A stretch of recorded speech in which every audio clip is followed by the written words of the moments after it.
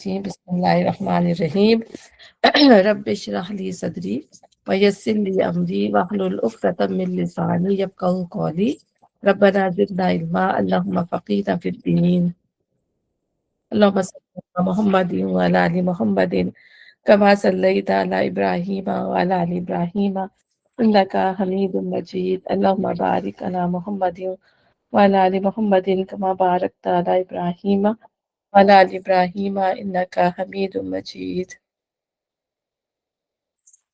देखिए मैंने कहाँ से पढ़ा, मैंने कहाँ तक पढ़ा था, आप मुझे आयत बताएंगे जरा। मैं अ, एक मिनट। हाँ ठीक, निकल आया। औज़ु बिल्लाहि मिनश शैतानिर रजीम बिस्मिल्लाहिर रहमानिर रहीम। हमारी आयत नंबर 121 है आले इमरान की। बिस्मिल्लाहिर्रहमानिर्रहीम। वइज़ गदौता मिन अहलिका तुबव्विउल मुमिनीना मक़ाइदा लिल-क़िताल वल्लाहु समीउन अलीम।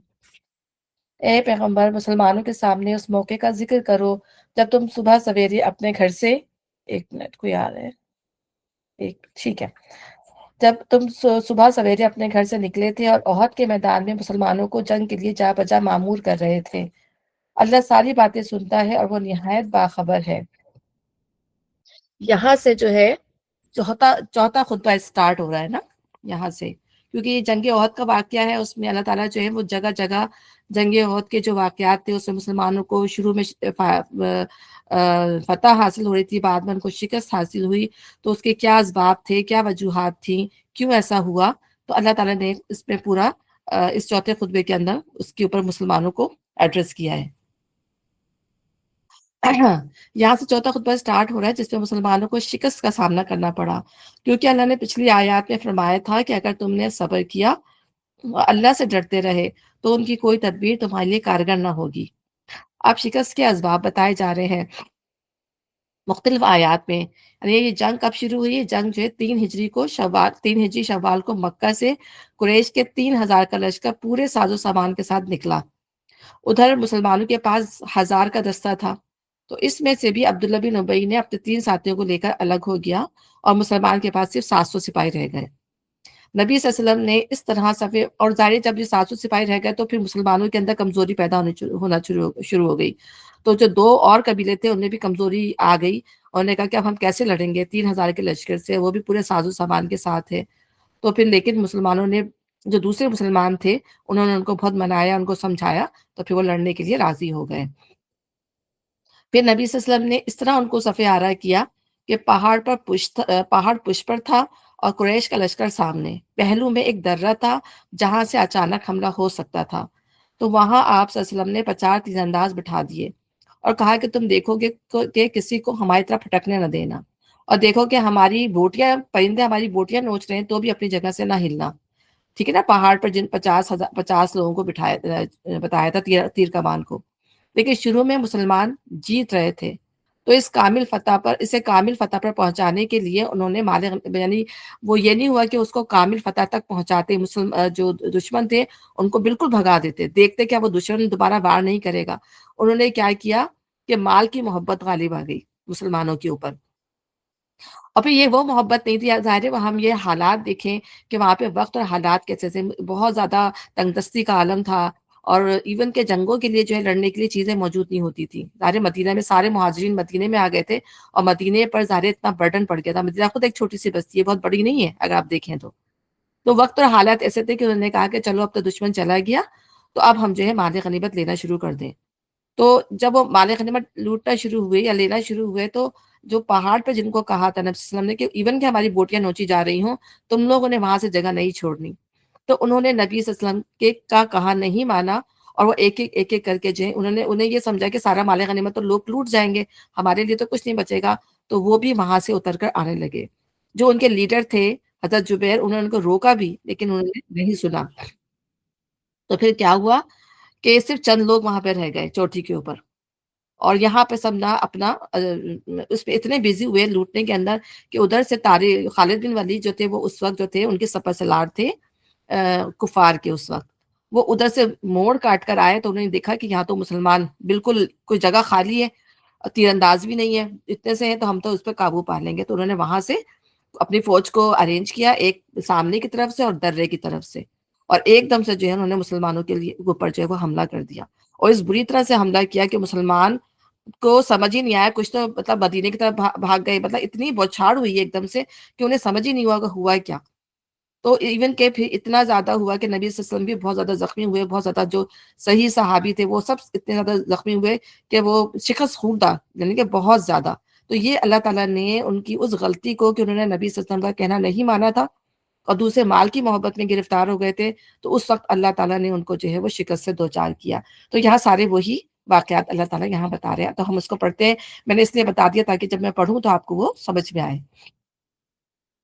اے پیغمبر، مسلمانوں کے سامنے اس موقع کا ذکر کرو جب تم صبح سویرے اپنے گھر سے نکلے تھے اور احد کے میدان میں مسلمانوں کو جنگ کے لیے جا بجا معمور کر رہے تھے۔ اللہ ساری باتیں سنتا ہے اور وہ نہایت باخبر ہے۔ یاد کرو جب تم میں سے دو گروہ بزدلی دکھانے پر آمادہ ہو گئے تھے، حالانکہ اللہ ان کی مدد پر موجود تھا، اور مومنوں کو اللہ ہی پر بھروسہ رکھنا چاہیے۔ بے شک آخر اس سے پہلے جنگ بدر میں اللہ تمہاری مدد کر چکا تھا، حالانکہ اس وقت تم بہت کمزور تھے، لہٰذا تم کو چاہیے کہ اللہ کی ناشکری سے بچو۔ امید ہے کہ تم شکر گزار بنو گے۔ یعنی توکل کے بھی درجات ہوتے ہیں، یعنی جتنا زیادہ ایمان اتنا ہی زیادہ توکل جو ہے وہ اللہ پر ہوتا ہے۔ تو اللہ تعالیٰ نے یہاں پہ یہ کہا کہ جتنا زیادہ توکل ہوگا انسان کے جیتنے کے یا انسان کے کامیاب ہونے کے اسباب بھی اتنے ہی زیادہ ہو جاتے ہیں، اور پھر وہ خطروں میں گھستا چلا جاتا ہے، اسے ڈر بھی نہیں لگتا۔ تو یاد کرو جب تم مومنوں سے کہہ رہے تھے کہ کیا تمہارے لیے یہ بات کافی نہیں کہ اللہ 3,000 فرشتے اتار کر تمہاری مدد کرے؟ بے شک اگر تم صبر کرو اور اللہ سے ڈرتے ہوئے کام کرو تو جس آن دشمن تمہارے اوپر چڑھ آئیں گے اسی آن تمہارا رب 3,000 نہیں 5,000 صاحب نشان فرشتوں سے تمہاری مدد کرے گا۔ ظاہر اس وقت مسلمان جو تھے جب دیکھا کہ 700 کی تھوڑے سے سپاہی رہ گئے ہیں، 700 رہ گئے، ان کے 3,000 کی فوجیں، تو پریشان ہو رہے تھے۔ اور اس وقت جب ان کے درمیان باہم مشورہ بھی ہوا کہ جنگ کیسے لڑنی چاہیے، باہر نکل کے لڑنی چاہیے یا اندر لڑنی چاہیے، تو لوگوں نے جو بہت ہی آپ کہہ رہے ہیں جوان لوگ تھے، جوان خون تھا، نہیں ہم باہر لڑیں گے نا، ہم باہر نکل کے لڑیں۔ حالانکہ مشورہ دیا گیا نبی صلی اللہ علیہ وسلم کو کہ آپ اندر ہی لڑتے ہیں، لیکن آپ نے کہا جب زیادہ لوگوں نے اصرار کیا تو پھر آپ نے باہر جنگ نکل کے ہی لڑنے کا فیصلہ کیا۔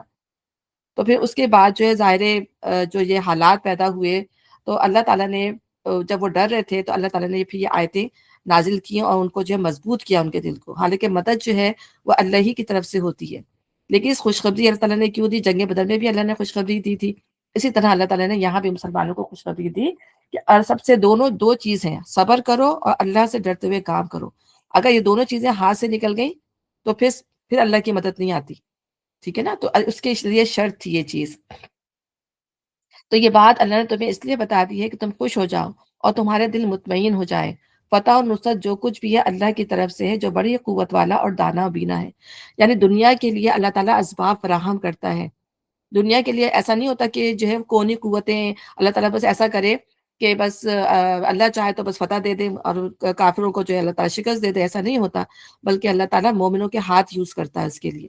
اور اللہ تعالیٰ نے کچھ سورہ بدر میں بھی جب ہم پڑھیں گے آگے تو اللہ تعالیٰ فرمائے گا کہ اس کام میں کام تو ہماری طرف سے تھا، لیکن اس کام میں جو تھے وہ مومنوں کے ہاتھ یوز ہوئے، ہم دیکھنا چاہتے تھے کہ تم اللہ کے راہ میں لڑنے والا کون ہے۔ تو اللہ تعالیٰ اس کے ذریعے آزمائش بھی کر رہے ہوتے ہیں، ٹیسٹ بھی کر رہے ہوتے ہیں، اور یہ مدد وہ تمہیں اس لیے دے گا تاکہ کفر کی راہ چلنے والوں کا ایک بازو کاٹ دے یا ان کو ایسی ذلیل شکست دے کہ وہ نامرادی کے ساتھ پسپا ہو جائے۔ کفر کی راہ چلنے والوں کا ایک بازو کاٹنے کا مطلب یہ ہے کہ ان میں سے انہی لوگوں میں سے یعنی کافر لوگوں میں سے کچھ لوگوں کو اللہ تعالیٰ ایمان کی توفیق دے دے اور وہ ان سے کٹ کر تمہارے اندر آ جائیں اور تمہارے اندر مضبوطی کا باعث بنے، ٹھیک ہے نا؟ ایک بازو کاٹنے کا مطلب یہی ہوتا ہے کہ ان کے اندر کے لوگ تمہارے اندر آ جائیں، اور یا اگر وہ ایمان قبول نہیں کرتے یا ان کے اندر یہ صلاحیت پیدا نہیں ہوتی ایمان کرنے کی، تو پھر ان کو ایسی ذلیل شکست دے کہ وہ نامرادی کے ساتھ پسپا ہو جائیں، یعنی ان کو شکست دیتے بری طریقے سے۔ تو دونوں چیزیں ہو سکتی تھیں۔ اب یہاں پر کیا ہوا کہ اس وقت نبی صلی اللہ علیہ وسلم کے دل میں خیال آیا، دو باتیں اس کے اندر نا، دو اسکالرس کی دو باتیں اس کے اندر، کہ ایک تو یہ تھی کہ فوراً ہی نبی صلی اللہ علیہ وسلم کے دل میں جب یہ آیتیں نازل ہوئیں تو نبی صلی اللہ علیہ وسلم کے دل میں یہ خیال پیدا ہوا کہ جو ہے شکست مطلب ان کو جو ہے ذلیل شکست کیوں دے؟ اللہ تعالیٰ سب کو ایمان دے دے نا، تھوڑے سے لوگوں کو ایمان کیوں دے؟ سبھی مومن بن جائیں۔ تو اللہ تعالیٰ نے فوراً ہی بیچ میں بات کاٹ کے نبی صلی اللہ علیہ وسلم کی بات کا جواب دیا کہ اے پیغمبر، فیصلے کے اختیارات پہ تمہارا کوئی حصہ نہیں، اللہ کو اختیار ہے چاہے انہیں معاف کرے چاہے سزا دے، کیونکہ وہ ظالم ہے، اور زمین و آسمانوں میں جو کچھ ہے اس کا مالک اللہ ہے، جس کو چاہے بخش دے اور جس کو چاہے عذاب دے، وہ معاف کرنے والا اور رحیم ہے۔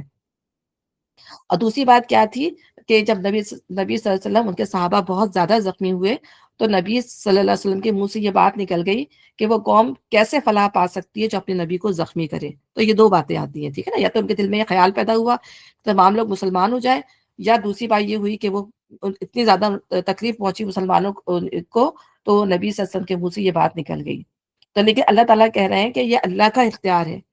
آپ کے کہنے سے دیکھیں نبی صلی اللہ علیہ وسلم کو بھی کوئی اختیار سے یہ ثابت ہوتا ہے کہ نبی کا کسی معاملے میں کوئی اختیار نہیں تھا، سارا اختیار اللہ تعالیٰ کا ہے، چاہے دنیا کا معاملہ ہو چاہے آخرت کا معاملہ ہو، ہر معاملے میں جو ہے سارا جو ایبسلیوٹ جو اتھارٹی ہے وہ اللہ تعالیٰ کی ہے۔ مطلق العنان اللہ تعالیٰ کو کہتے ہیں نا، کہ ایبسلیوٹ اتھارٹی کسی کے پاس نہیں ہے سوائے اللہ تعالیٰ کے۔ اور پھر اس سے یہ بھی بات نکلتی ہے کہ بندوں کو اس بات کی اجازت نہیں کہ وہ جج کریں گے یہ جنت میں جائے گا یہ یا دوزخ میں جائے گا۔ تو آج ہم اگر کسی کو دیکھیں کہ اور فوراً ہی ہم جج کر لیں کسی کو دیکھ کر کہ یہ کوئی غلط کام کر رہا ہو یا کوئی ایسا کام نہیں کر رہا ہو یا ایسا غلط کام کر رہا ہو جو ناپسندیدہ ہو، اور ہم یہ اس کو کہہ دیں کہ تو ایسا برا شخص ہے، اس کو تو جنت میں جائے گا ہی نہیں کبھی، ٹھیک ہے نا، اس کے لیے تو جہنم ہے، تو ایسا فیصلہ کرنا ہمارے اوپر بھی جائز نہیں ہے۔ اے لوگوں، پھر اسی طرح آگے پھر یہاں پر اللہ تعالیٰ نے بات کو کر کے آگے اللہ تعالیٰ فرما رہا ہے کہ اے لوگوں جو ایمان لائے ہو، یہ بڑھتا اور چڑھتا سود کھانا چھوڑ دو، ٹھیک ہے نا؟ تو اب اللہ تعالیٰ نے انسان کو جب اللہ نے کہا کہ تم صبر کرو، اللہ سے ڈرتے ہو، تو اس میں یہاں پر انسان کی اخلاقی جو پیوریفیکیشن ہے اللہ تعالیٰ نے یہاں وہ کی کہ تم مال کی محبت میں گرفتار ہو گئے، اور مال کی محبت میں گرفتار ہونے کے لیے انسان کو اپنے آپ کو دنیا کی محبت سے بچانا ہے، ٹھیک ہے نا؟ مال کی محبت سے مغلوب نہیں ہونا ہے، کیونکہ جب انسان مال کی محبت سے مغلوب ہو جاتا ہے تو وہ اخلاقی اقدار سے محروم ہو جاتا ہے۔ جو وہ کوئی بھی قوم ہے اگر وہ دنیا کی محبت میں پڑ جاتی ہیں تو پھر وہ اخلاق ان کے اندر سے چلا جاتا ہے کہ کیا تہذیب ہے، کس طرح زندگی گزارنا ہے، ان کے اندر جو ہے وہ کمزوری آ جاتی ہے، اور جب کمزوری آ جاتی ہے تو پھر وہ ثابت قدمی ان کے اندر نہیں رہتی۔ تو یہاں پر اللہ تعالیٰ نے خاص طور پر اس کے اندر مال کے اندر جو ہے پھر سود کا ذکر کیا ہے، ٹھیک ہے نا؟ تو اللہ تعالیٰ یہاں فرما رہا ہے کہ اے لوگوں جو ایمان لائے ہو، یہ بڑھتا چڑھتا سود کھانا چھوڑ دو، یعنی اس کو خاص طور پر موضوع بنایا ہے کہ مدد چاہتے ہو تو اخلاق کو بھی پاکیزہ کرو، معاملات کو درست کرو، خاص طور پر بڑھتا چڑھتا سود کھانا چھوڑ دو، یعنی لوگوں کے ساتھ معاملات کرتے ہوئے سود کی طرف نہ جاؤ، اور اللہ سے ڈرو، امید ہے کہ فلاح پاؤ گے۔ اس آگ سے بچو جو کافروں کے لیے مہیا کی گئی ہے، اور اللہ رسول کا حکم مان لو، توقع ہے کہ تم پر رحم کیا جائے گا۔ دوڑ کر چلو اس راہ پر جو تمہارے رب کی بخشش اور اس جنت کی طرف جاتی ہے جس کی وسعت زمین اور آسمانوں جیسی ہے۔ وہ ان خدا ترس لوگوں کے لیے مہیا کی گئی ہے جو ہر حال میں اپنے مال خرچ کرتے ہیں، خواہ بدحال ہوں یا خوشحال، جو غصے کو پی جاتے ہیں اور دوسروں کے قصور معاف کر دیتے ہیں۔ یعنی اب ان لوگوں کی بات کی جا رہی ہے کہ یہ تو وہ لوگ ہیں جو اس سے نہیں بچیں گے، تو اللہ تعالیٰ نے کہہ دیا کہ وہ کافر ہیں، اور جہنم بیسیکلی کافروں کے لیے ہے، اور مسلمانوں میں بھی جو نافرمانی کرے گا وہ بھی انہی لوگوں میں شامل ہوگا، استکبار کرے گا، فسق کرے گا، اللہ کی نافرمانی کرے گا، وہ پھر ظاہر سی بات ہے ایسی جگہ پہ اللہ تعالیٰ، ظاہر ہے سب سے بڑی بات یہ ہے کہ اللہ کی نافرمانی ہے ہی بہت بری چیز، اور جانتے بوجھتے کرنا۔ ایک تو ہوتا ہے انسان سے غلطی ہو جاتی ہے، پھر جانتے بوجھتے اس پہ اصرار کرے اور پھر معافی بھی نہ مانگے، تو اس کا انجام بھی انہی لوگوں کے ساتھ ہوگا۔ تو گناہ چھوڑ دو فوراً، پھر یہ کہ گناہ اگر انسان کرتا ہے تو اس کو فوراً جو ہے چھوڑ دینا چاہیے، اور اللہ سے جو ہے وہ فوراً توبہ کرنی چاہیے، فوراً ہی۔ اللہ تعالیٰ خود قرآن میں فرماتا ہے نا کہ جب ان سے کوئی گناہ ہوتا ہے تو فوراً ہی توبہ کر لیتے ہیں، اس کو ٹالنا نہیں چاہیے، کچھ نہیں پتا انسان کو یہ کب اس کی موت آ جائے، ٹھیک ہے نا؟ تو اس کو ٹالنا نہیں چاہیے، اور فوراً ہی اگر احساس ہو جائے کہ ہم سے کوئی غلطی ہو گئی ہے تو اللہ تعالیٰ سے جو ہے وہ معافی مانگنی چاہیے۔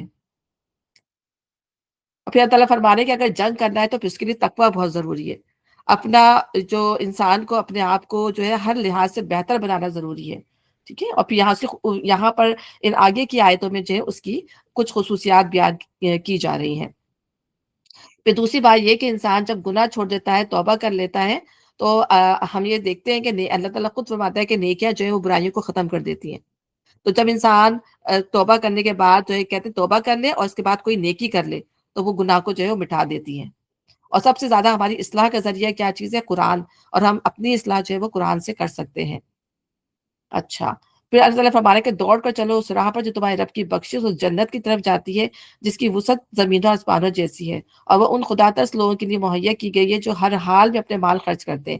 پھر یہاں پہ مال کی جو ہے پھر اللہ تعالیٰ امپورٹنس بتا رہے ہیں نا کہ مال کا انسان جب انسان کے دل میں مال کی محبت نہیں ہوگی جب بھی وہ اللہ کے لیے اس کو خرچ کرے گا، اگر محبت ہوگی تو اس کے دل جو ہے وہ تنگ ہوگا اللہ کے راستے میں نکالنے کے لیے۔ اب وہ کس طرح خرچ کرتے ہیں؟ اب ان کی کچھ خصوصیات بتائی جا رہی ہیں، خواہ بدحال ہو یا خوشحال، دونوں صورتوں میں، کم سے کم بھی ہو زیادہ سے زیادہ بھی ہو، اللہ کی اللہ کے جو ہے کہ راستے میں وہ خرچ کرتے ہیں، جو غصے کو پی جاتے ہیں۔ یعنی غصہ اس میں یہ بھی تھا کہ جب جنگ ہوتی ہے، جنگ میں جنگ کے معاملات میں آپ کو جو آپ کو غصہ دلا رہے ہیں، آپ کیا کیا کہ آپ نے غصے میں آ کے جو نہ صرف مارا بلکہ کیا کیا ان کی مسئلہ بھی کر دیا، ان کی آنکھ ناک وہ کاٹ دی، تو ان سب چیزوں کو نہیں کرنا۔ اور یا پھر اسی طرح آپ ان کے لیے اچھائی چاہ رہے ہیں اور وہ آپ سے جو ہے غصے سے پیش آ رہے ہیں، آپ کو پرسیکیوٹ کر رہے ہیں، ٹھیک ہے نا؟ اور اسی طریقے سے ہمارے اگر ہم اپنے معاملات کو دیکھیں کہ اگر ہم کسی کے ساتھ اچھا برتاؤ کریں اور اس کے ریلیشن میں ہم سے غلط برتاؤ کرے تو بھی انسان کو جو غصہ آتا ہے۔ کوئی اگر فرض کریں اگر ہم کوئی اچھی بات بتانا چاہ رہے ہیں کسی کو، کوئی غلط کام کر رہا ہے اور وہ الٹا آپ کے منہ پہ جو ہے دو تو بات کر دے تو انسان کو غصہ آتا ہے۔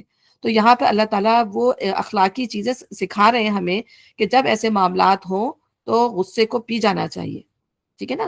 پھر غصہ جو ہے نہ صرف ان معاملات میں بلکہ جو ہم ڈیلنگ کرتے ہیں اب اپنے گھر والوں کے ساتھ، معاشرے کے ساتھ، ان تمام معاملات پہ جو ہے غصے کو کس طریقے سے ٹیکل کرنا چاہیے، ٹھیک ہے نا؟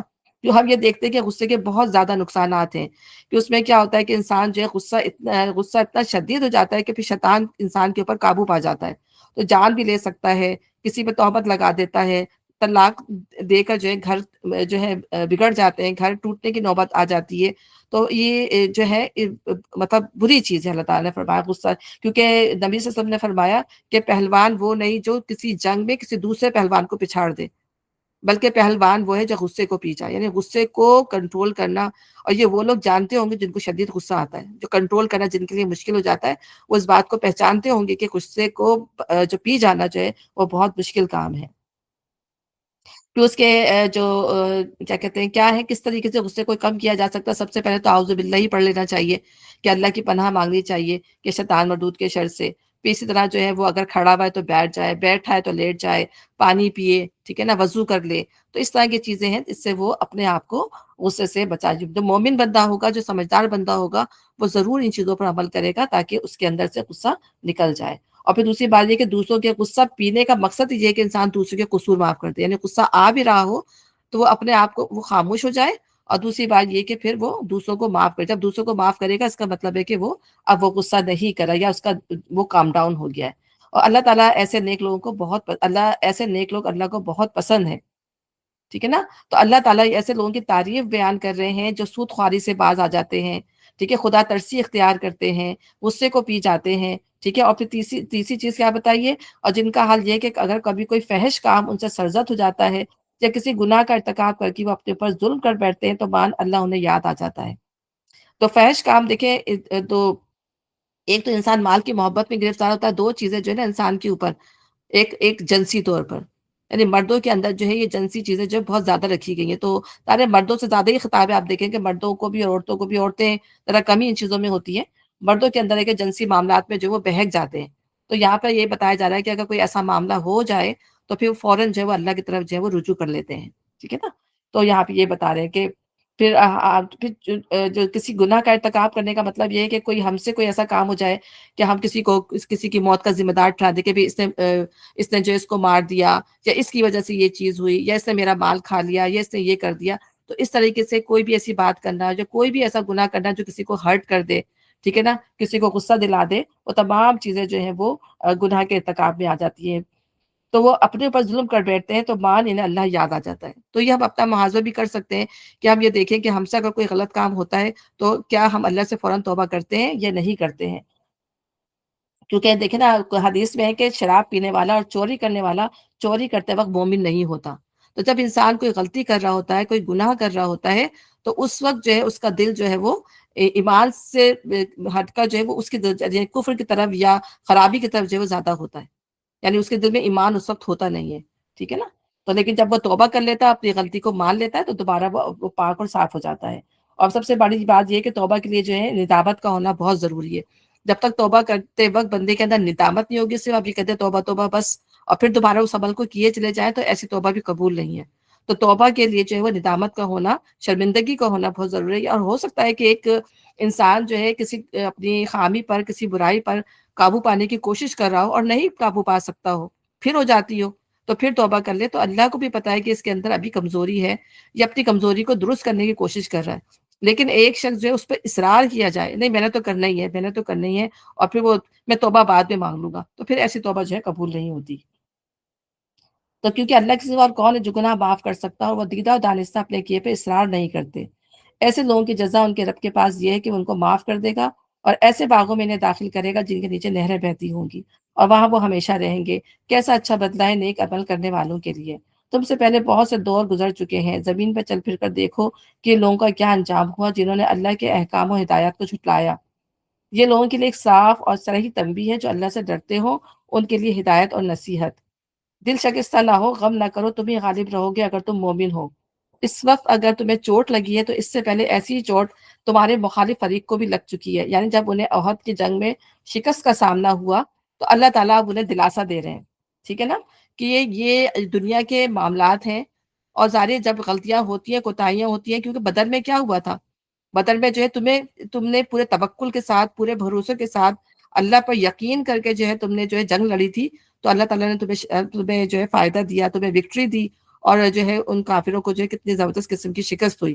حالانکہ تم تعداد میں ان سے کتنے گنا کم تھے، اس کے باوجود بھی اللہ تعالیٰ نے، لیکن تم نے یہاں غلطی کی، کوتاہی کی، تو اللہ تعالیٰ نے تمہیں اس کا بدلہ بھی دکھا دیا، ٹھیک ہے نا؟ تو یہ زبانے کے نشیب و فراز ہے، اللہ تعالیٰ فرما رہا ہے کہ کسی کو شکست بھی ہوتی ہے اور کسی کو فتح بھی حاصل ہوتی ہے۔ اور پھر چوٹ کیا لگی ہے؟ تو چوٹ سے مراد یہ کہ جو روب جنگ بدر کا تھا ان فوج کے اوپر، مشرکین کے اوپر، وہ چلا گیا ان کی شکست سے۔ جنگ احد میں مسلمانوں کی شکست سے جو جنگ بدر کا روب کو کفار کے اوپر تھا وہ چلا گیا، وہ ان کے دلوں سے نکل گیا، اب وہ اور زیادہ شیر ہو گئے۔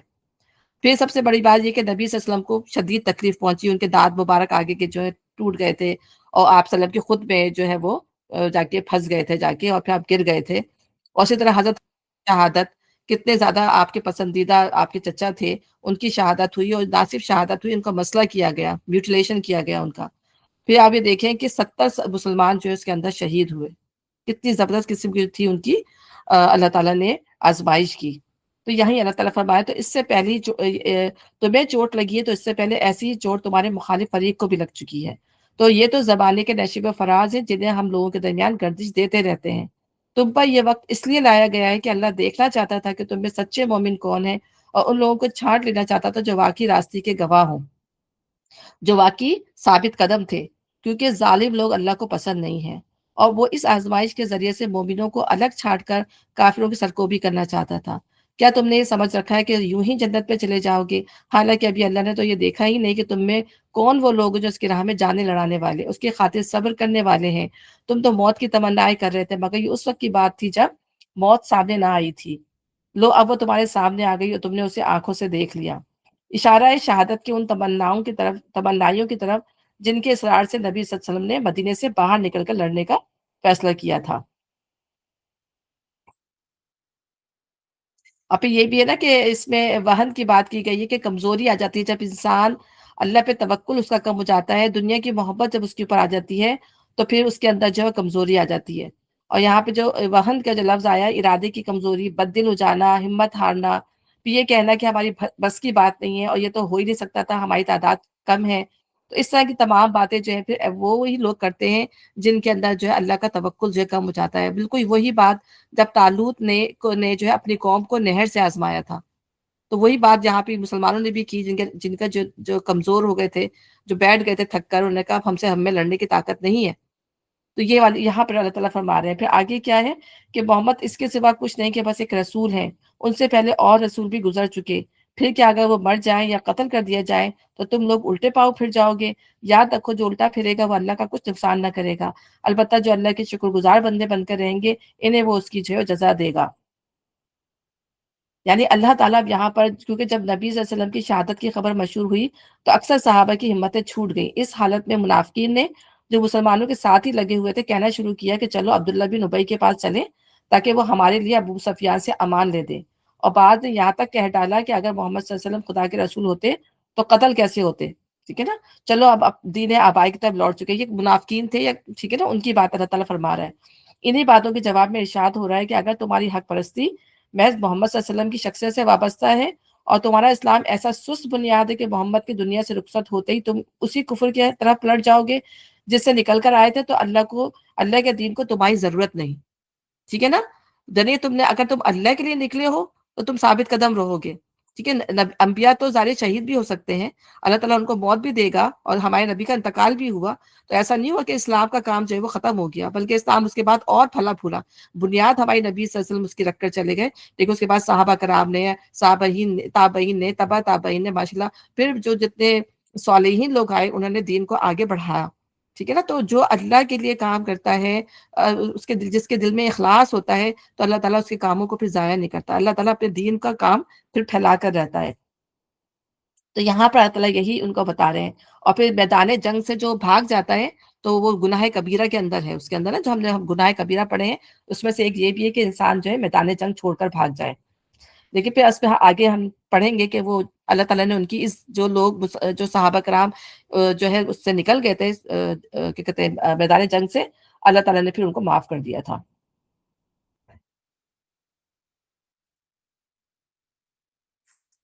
کوئی سی روح اللہ کے اذن کے بغیر نہیں مر سکتا. موت کا وقت تو لکھا ہوا ہے.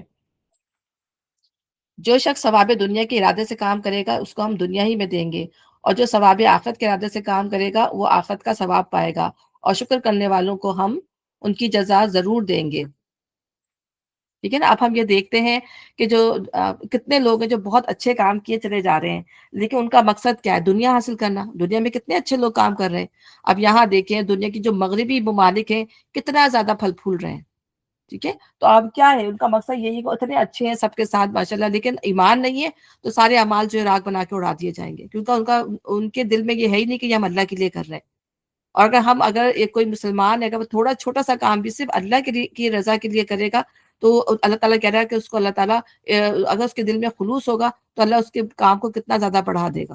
ایون کہ ایک صدقہ جو کرتا ہے, ایک کھجور کا صدقہ بھی کرتا ہے, تو اللہ تعالیٰ نے بتایا کہ اللہ تعالیٰ اس کو جو ہے بڑھا کے پہاڑ کی طرح بنا دیتا ہے. تو یہ اللہ تعالیٰ ہی کی قدرت ہے, اللہ ہی کی طاقت ہے, لیکن وہ بندے کا ایمان اور بندے کا خلوص دیکھتا ہے. اور پھر سب سے بڑی بات ہے کہ اللہ کا شکر کرنے والا ہو, زبان سے, دل سے, جوارح سے, اعضاء سے اللہ کا شکر ادا کرنے والا ہو, تو ہم ان کو جزا ضرور دیں گے. اس سے پہلے کتنے ہی نبی ایسے گزر چکے ہیں جن کے ساتھ مل کر بہت سے خدا پرستوں نے جنگ کی. اللہ کی راہ میں جو مصیبتیں ان پہ پڑی ان سے وہ دل شکستہ نہیں ہوئے, انہوں نے کمزوری نہیں دکھائی, وہ باطل کے آگے سرنگو نہیں ہوئے. ایسے ہی صابروں کو اللہ تعالیٰ پسند کرتا ہے. ٹھیک ہے نا. تو اب یہاں پہ یہ بھی کہ موت کا جو ہم نے پڑھا ابھی, موت اللہ کی مرضی سے آتی ہے. بعض دفعہ ایسا بھی ہوتا ہے کہ لوگ خودکشی کی اٹیمپٹ کرتے ہیں, یعنی اللہ کے فیصلوں پہ جب راضی نہیں رہتے تو لوگ خودکشی بھی کرنا چاہتے ہیں, پھر بھی کامیاب نہیں ہوتے, کیونکہ خودکشی کر کے بھی وہ مر نہیں سکتے جب تک کہ اللہ کا حکم نہ ہو. کتنے لوگ, کتنے ہی حادثات ہیں, کتنے ہی قاتلانہ حملوں میں بچ جاتے ہیں, بڑی بڑی بیماریوں سے نکل آتے ہیں, اور بعض لوگ جو ہے صحیح سالم ہو کے بیٹھے بیٹھے جو ہے وہ مر جاتے ہیں. تو یہ انسان کے اختیار میں نہیں ہے کہ کسی کے ماننے سے وہ مر جائے, یا خود خوشی خود اپنے ماننے سے مر جائے, جب تک کہ اللہ تعالیٰ کا حکم اس کے اوپر نہیں آ جائے گا. یعنی کہاں اس نے مرنا ہے لکھا ہوا ہے سب. اللہ تعالیٰ نے جب انسان کو پیدا کیے سب کچھ لکھ کر اس کو بھیجا ہے زمین پہ, کہ اس کو کہاں مرنا ہے, کدھر مرنا ہے, کب اس کو موت آنی ہے. تو انسان کو اللہ پہ جو ہے اس تمام معاملات پہ اللہ پر بھروسہ کرنا چاہیے. پھر اسی طرح جب کبھی صحابہ کرام اس سچویشن میں جانے لگتے تھے, یعنی ان کے اندر جو ہے غم کی کیفیت آ جاتی تھی اور گھبرا جاتے تھے, تو اللہ تعالیٰ ان کو پھر صحابہ کرام کو اس سچویشن میں دوسرے انبیاء کا ذکر کرتے تھے کہ دیکھو دوسرے انبیاء کے ساتھ کیا ہوا, ان کے ساتھ کیا معاملات آئے, تاکہ مسلمانوں کے دل جو ہے وہ بڑھیں اس وجہ سے.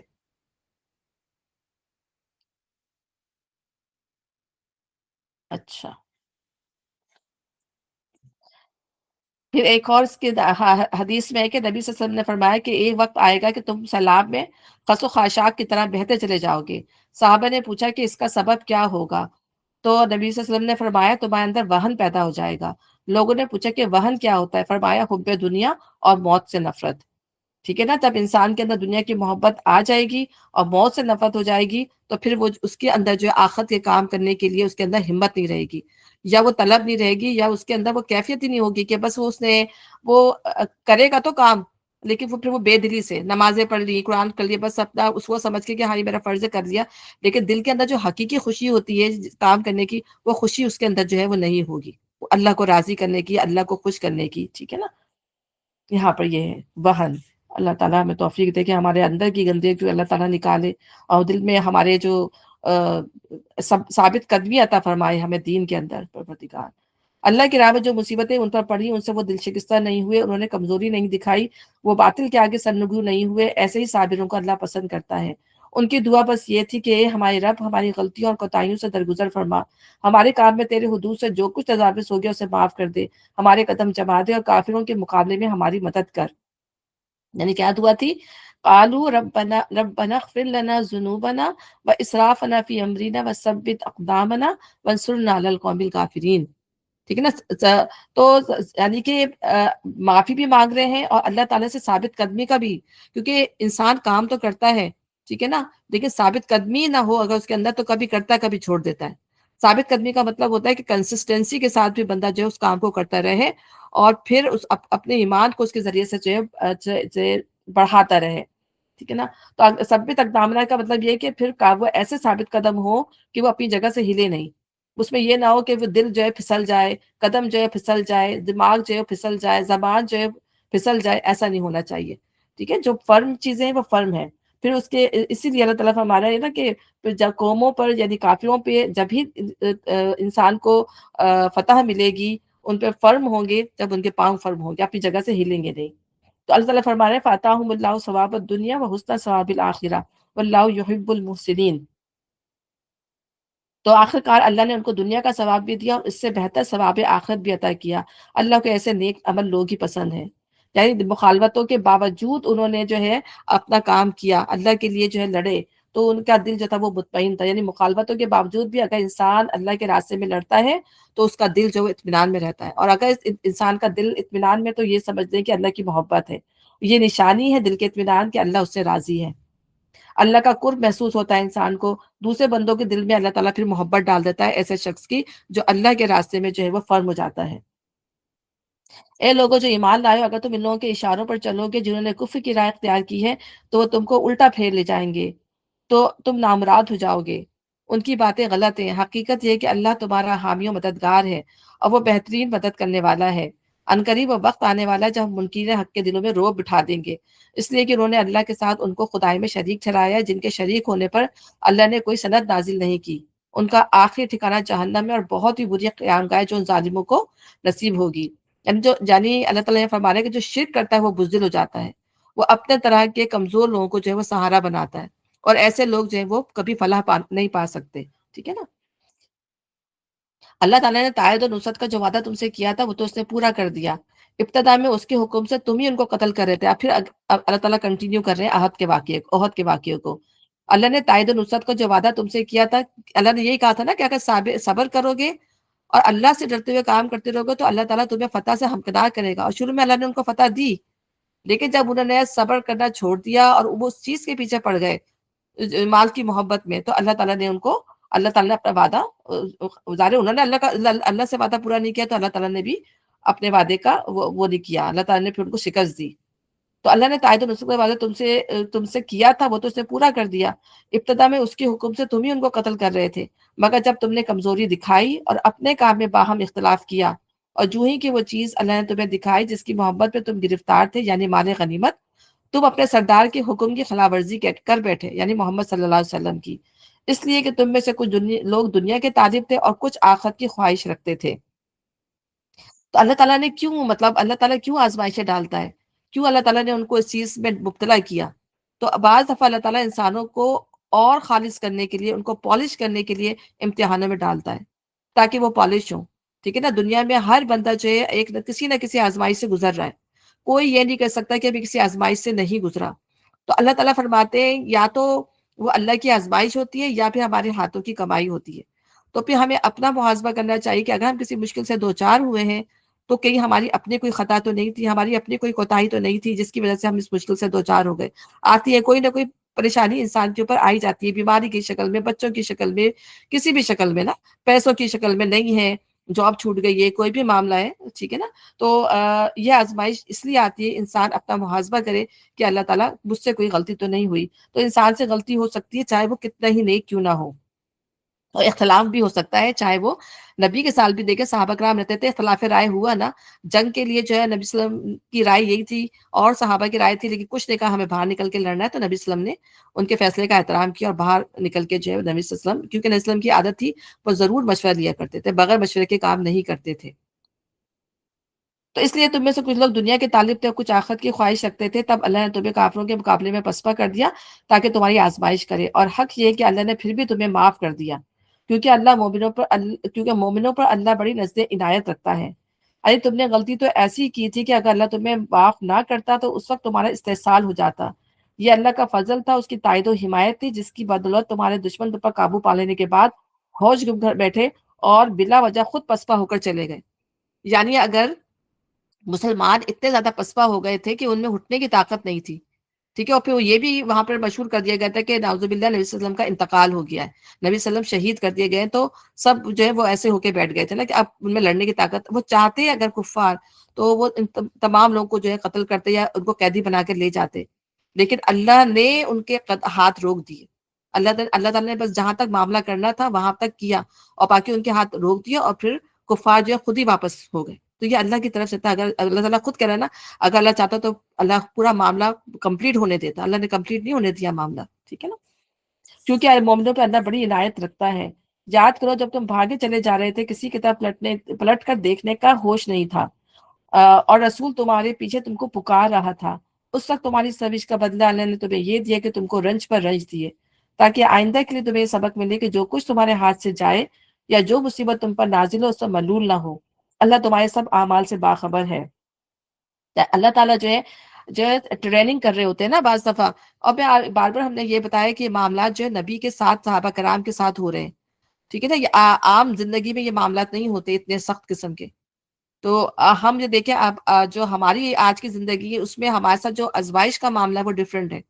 اس زمانے میں جو آزمائش کا معاملہ تھا وہ جنگیں لڑنا، ٹھیک ہے نا، اور ان کی پوری زندگی یہی تھی، جنگوں میں ہی گزر گئی۔ آپ یہ دیکھیں نبی صلی اللہ علیہ وسلم کی دین پہنچانا، جہاد کرنا، یہ تو جب نبی کا کے وقت میں جو صحابہ کرام ہوتے ہیں، جو لوگ ہوتے ہیں، ان کی آزمائش پھر ان کا درجہ بھی اسی لحاظ سے ہوتا ہے۔ آج جو ہماری یہ ہے کہ اب ہم پر جو ہے دنیا کی محبت جو ہے بہت زیادہ کر دی گئی ہے، دنیا ہمارے لیے جو کھولتی کر رہی ہے، آسانیاں ہمیں دے دی گئی ہیں، اب ہمیں ان آسانیوں کے ہم اپنے کمفرٹ زون کے اندر ہیں، تو اللہ تعالیٰ اب ہمیں اسی سے آزمائیں گے کہ ہم اپنے کمفرٹ زون سے نکلتے ہیں یا نہیں نکلتے ہیں، ہم ان آسانیوں کو چھوڑتے ہیں یا نہیں چھوڑتے ہیں، ٹھیک ہے نا؟ ہمارے ساتھ جو معاملات ہیں ان معاملات میں ہم کیا کر سکتے ہیں، تو ہمارا جو آزمائش ہے وہ اب دوسرے طریقے سے ہے، ٹھیک ہے نا؟ کتنی اس میں بھی ہمیں کتنی پریشانی ہوتی ہے جب ہم نہیں ان کو پورا کر رہے ہوتے، نمازوں میں دل لگ رہا ہے نہیں لگ رہا ہے، ہم اللہ کی عبادت کو صحیح طرح کر پا رہے ہیں نہیں، ہم دنیا اور دین کو لے کے چل پا رہے ہیں یا نہیں چل پا رہے ہیں، تو ہم اس میں کتنا بعض دفعہ دل خراب بھی ہوتا ہے کہ اللہ یہ مطلب رشتے ناتے اللہ نے اس طرح بنائے کہ انسان اسی میں پھنس کے رہ جاتا ہے کہ اس کی بات پوری کر دوں، وہ ناراض نہ ہو، رشتہ دار میں کوئی ناراض نہ ہو، بچوں میں ناراض نہ ہو، ان کے لیے بھی پورا کرنا ہے، یہ بھی کرنا ہے، یہ بھی کرنا ہے، تو اس میں ہم جو ہے پھنس کے رہ گئے۔ اس کے اندر بھی اگر ہم جو ہے، اور پھر کتنے لوگوں سے ہمیں سننا بھی پڑتا ہے، ہو سکتا ہے ہم بھی کسی کو جواب دے دیں، ہم بھی غصہ کر جائیں، تو یہ تمام سارے ایسے معاملات ہیں جو آج کی زندگی میں ہمیں جو ہے کرنے پڑتے ہیں، ہم دیکھتے ہیں اس معاملات کو، ٹھیک ہے نا؟ تو ہمیں اس کے اندر اب ہمارا اللہ تعالیٰ ہمارا معاملہ دیکھ رہا ہے کہ ہم اس معاملے میں جو ہے وہ کیسے گزرتے ہیں، صبر کرتے ہیں یا جزا فضا کرتے ہیں، کوئی بیماری آ رہی ہے، کوئی مصیبت آ رہی ہے تو اس پہ روتے ہیں، دوسروں سے جو ہے وہ بیان کرتے ہیں اس کو، کیا معاملات ہیں ہمارے۔ تو یہ تمام چیزیں اللہ تعالیٰ ہمیں آج ہماری جو اس طرح کی آزمائش ہے، تو پھر کیا ہے، اس وقت تمہاری سبش کا بدلہ ہے، تمہیں یہ دیا کہ تم کو رنج پر رنج دیے۔ ابھی میں نے پڑھا نا کیا رنج پر رنج دیے، کہ روب چلا گیا، قتل ہوئے، مال غنیمت ہاتھ سے چلا گیا، نبی کی نافرمانی الگ ہوئی، شکست الگ ہوئی، نبی کی شہادت کی خبر سے جو ان کے دل بیٹھ گئے تھے وہ تمام کتنی زیادہ، یعنی رنج ایک کے بعد جو ان کو ایک خبر مل رہی تھی، اور ان کا کیا، میں یہ اگر آج کے زمانے میں آپ سوچے تو کیا ان کا حال، شدید ذہنی اور جسمانی اذیت سے وہ گزرے ہوں گے اس وقت۔ पूरी तरह अल्लाह ताला ने उनको झंझोड़ दिया था, पूरी तरह अल्लाह ताला ने जो है उनको हिला दिया था। तो जब उनके ऊपर ये ट्रेनिंग गुज़र गई, तो उसके बाद आइंदा के लिए जो उनको सबक मिल गया, ठीक है ना? कि अब उन्हें ऐसा वो कभी नहीं करेंगे। तो बाज़ दफ़ा पढ़कर इंसान नहीं सीख पाता बल्कि फ़ील्ड पर जाकर सीखते हैं। होता है ना दुनिया में भी हम जो है पढ़ते हैं बाज़ चीज़ों को, तो हमें नहीं समझ में आती जब तक हम उसको प्रैक्टिकली उसको नहीं सीखें। तो अल्लाह ताला ने उनको फिर प्रैक्टिकल करके भी जो है वो दिखा दिया कि देखो इस तरह से ये चीज़ें होती हैं। करोगे तो फ़ायदा उठाओगे, नहीं करोगे तो तुम्हारे लिए नुकसान है। फिर उस चोट लगी, सबक मिला, फिर वो सबक जो मिलता है वो कभी नहीं भूलता और फिर इस तरह इंसान जो है वो कुंदन बन जाता है।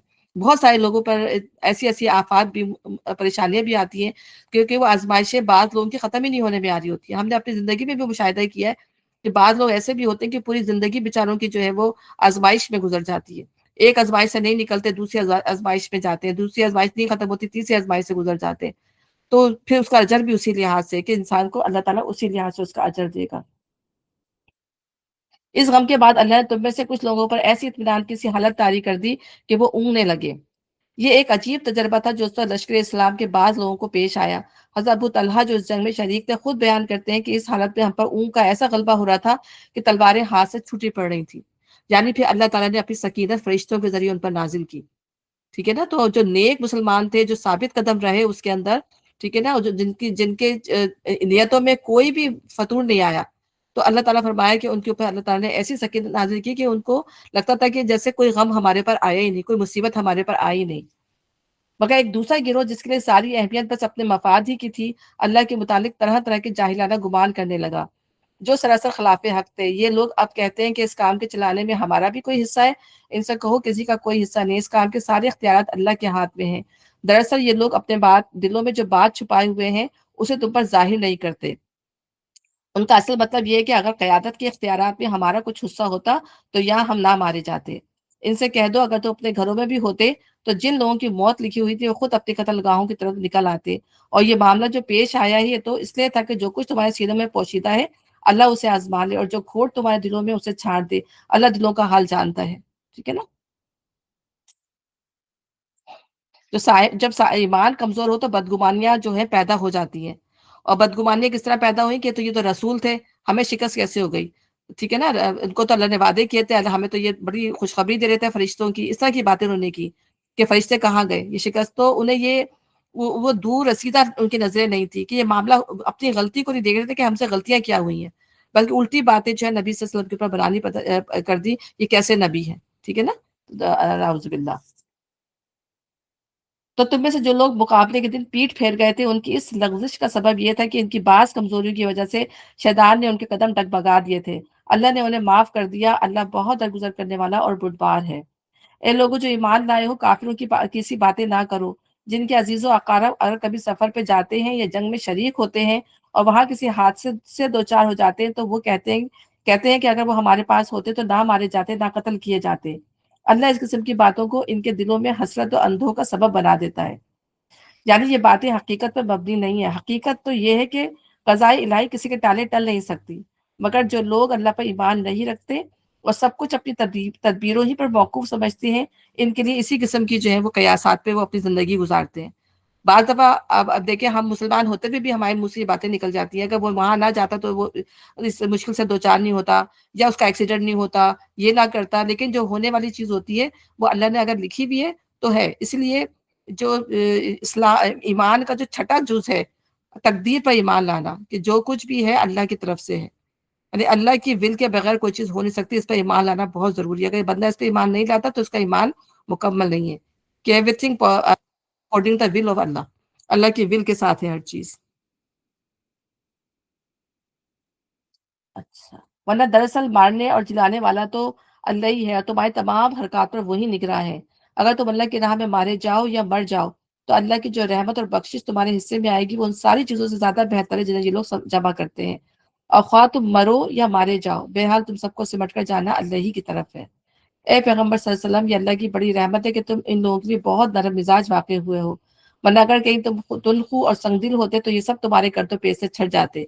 और ये लीडर की एक ख़ासियत है कि लीडर जो है किस तरह से होना चाहिए, मोहब्बत करने वाला, खैर ख्वाह होना चाहिए, ठीक है ना? अपने जो قوم ہے، اس کو دیکھ کے اسے جو ہے نا اس کا دل وہ اس کی مشکل پہ اس کا دل وہ ہو جائے، اور وہ خوش ہو تو دیکھ کے خوش ہو جائے، اس طرح کا ہونا چاہیے۔ ان کے حق میں دعائیں مغفرت کرو اور دین کے کام میں ان کو بھی شریک مشورہ رکھو۔ پھر جب تمہارا عزم کسی رائے پہ مستحکم ہو جائے تو اللہ پہ بھروسہ کرو۔ اللہ کو وہ لوگ پسند ہیں جو اسی کے بھروسے پر کام کرتے ہیں۔ اللہ تمہاری مدد پر ہو تو کوئی طاقت تم پر غالب آنے والی نہیں، اور وہ تمہیں چھوڑ دے تو اس کے بعد کون ہے جو تمہاری مدد کر سکتا ہو؟ بس جو سچے مومن ہیں ان کو اللہ ہی پر بھروسہ رکھنا چاہیے۔ بار بار اللہ تعالیٰ ہمیں کہتے ہیں کہ توکل اللہ ضرور ہونا چاہیے، کیونکہ جب بندے کے اندر توکل نہیں ہوتا، جب ہی جو ہے بندہ چلاتا ہے، جزا فضا کرتا ہے، صبر نہیں کرتا ہے۔ جتنا زیادہ توکل ہوگا بندہ، اتنا ہی زیادہ اللہ تعالیٰ پہ ایمان اس کا مضبوط ہوگا۔ لیکن ہاں، اسباب انسان کو دنیا کے اختیار کرنے چاہیے، ایسا نہیں ہے کہ بس انسان اللہ پہ توکل کر کے بیٹھ جائے۔ جیسے یہ کہ اونٹ کو باندھیں گے، ٹھیک ہے نا، باندھنے کے بعد پھر توکل کرے گا اللہ کی، یہ نہیں کہ اونٹ کو چھوڑ دیا وہ کہیں بھی جاتا پھر رہا ہے اور پرواہ نہیں ہے، نہیں، باندھنے کے بعد انسان پھر توکل کرے گا کہ ہاں اب میں نے اس کو باندھ دیا، اب اللہ تعالیٰ تو اس کی حفاظت فرمائے۔ تو دنیا کے کوئی بھی معاملات ہیں، بیماری آ گئی ہے تو بیماری کا علاج کریں اور پھر اللہ پہ توکل کریں، گولی کھائیں، دوائی کھائیں، تو یہ جب جو کمانے کے لیے نکلیں گے، پیسہ آئے گا تو گھر چلے گا، پھر بیٹھ گئے اللہ تعالیٰ دے گا، تو یہ توکل نہیں ہے۔ توکل یہ کہ انسان اسباب اختیار کرے پھر اللہ پہ توکل کرے۔ کسی نبی کا یہ کام نہیں ہو سکتا کہ وہ خیانت کر جائے، اور جو کوئی خیانت کرے وہ اپنی خیانت سمیت قیامت کے روز حاضر ہو جائے گا۔ پھر ہر متنفس کو اس کی کمائی کا پورا پورا بدلہ مل جائے گا، اور کسی پر کچھ ظلم نہیں ہوگا۔ یعنی اس نے کیا کہا تھا، وہ کیوں مال غنیمت کی محبت میں گرفتار ہو گئے تھے؟ انہوں نے کہا کہ سارے مال تو نیچے والے لوگ لے جائیں گے، اور اوپر سے بھی جو ہے درے سے بھی اتر کے نیچے آ گئے تھے، تو وہی سمجھ رہے تھے کہ بس جس کو جو مل گیا اور نبی صلی اللہ علیہ وسلم کے پاس چلے جائیں گے، لے لے کے ان کو نبی صلی اللہ علیہ وسلم دے دیں گے، ٹھیک ہے نا، ہمارے پاس کچھ نہیں آئے گا۔ تو یہاں پر اللہ تعالیٰ یہی بات کریں کہ کسی نبی کا یہ کام نہیں ہو سکتا ہے کہ خیانت کر جائے، ٹھیک ہے، جو بھی مال غنیمت ہوتا ہے وہ سب میں برابر سے بڑھتا، تو پھر ہر متنفس کو اس کی کمائی کا پورا پورا بدلہ مل جائے گا۔ بھلا یہ کیسے ہو سکتا ہے کہ جو شخص ہمیشہ اللہ کی رضا پر چلنے والا ہو، وہ اس شخص کیسے کام کرے جو اللہ کے غضب میں گھر گیا ہو، اور جس کا آخری ٹھکانہ جہنم ہو جو بدترین ٹھکانہ ہے۔ یہاں پر دو رویوں کا موازنہ کیا گیا ہے، ٹھیک ہے نا، کہ جیسے ایک شخص اچھا ہے، اللہ کی رضا پہ چلنے والا ہے، ٹھیک ہے، اور ایک جو ہے وہ اللہ کے غضب میں گھرنے والا ہے، تو دونوں کے رویے ہیں۔ تو اللہ تعالیٰ مختلف ہم قرآن میں پڑھیں گے، اللہ تعالیٰ بار بار رویوں کا موازنہ کرائے گا، جیسے جاننے والا اور نہ جاننے والا برابر ہو سکتے ہیں، مومن اور غیر مومن ہو سکتے ہیں، متقی اور فاجر برابر ہو سکتے ہیں، ٹھیک ہے نا۔ تو جس طرح رویوں کا فرق ہے، اسی طرح انسان کے اعمال میں بھی فرق ہوگا۔ تو اچھے رویے ہوں گے تو اعمال بھی بہترین ہوں گے، اور خراب رویے ہوں گے تو ان کے جو ہے رویے بھی اسی طریقے سے ہوں گے۔ پھر اس طرح سے ان کے درجات بھی ہیں، اعمال جتنے اچھے ہوں گے، درجات بھی قیامت کے دن اتنے ہی اچھے ہوں گے۔ اب ظاہر ہے کہ آپ یہ دیکھیں کہ جو 5 وقت کی نماز پڑھ رہا ہے، اور وہ جو سنت بھی پڑھ رہا ہے، جو نوافل بھی پڑھ رہا ہے، تو وہ اللہ کو زیادہ دے رہا ہے نا، وہ احسان کے درجے میں کام کر رہا ہے۔ تو فرق ہے نا فرض پڑھنے والے میں اور سنت اور نوافل پڑھنے والے میں۔ تو جتنا زیادہ گڑ ڈالیں گے اتنا ہی زیادہ ملے گا، تو درجے اعمال کے حساب سے ہیں۔ اور پھر سب سے بڑی بات ہے کہ صرف نہ صرف پڑھیں بلکہ اس کو پورے خلوص کے ساتھ پڑھیں، صرف نہیں کہ صرف جلدی جلدی سجدے مار لی کہ نماز ختم کرنی ہے، ایسا نہیں۔ نماز پڑھنی ہے تو پھر اچھے تک کوشش کر، ظاہر ہے مطلب شیطان بیچ میں ڈالتا ہے، لیکن نیت اچھی ہونی چاہیے بندے کی کہ اللہ میں تیرے لیے نماز پڑھ رہا ہوں۔ دونوں قسم کے آدمیوں کے میں بدر جہاں فرق ہے، اور اللہ سب کے اعمال پر نظر رکھتا ہے۔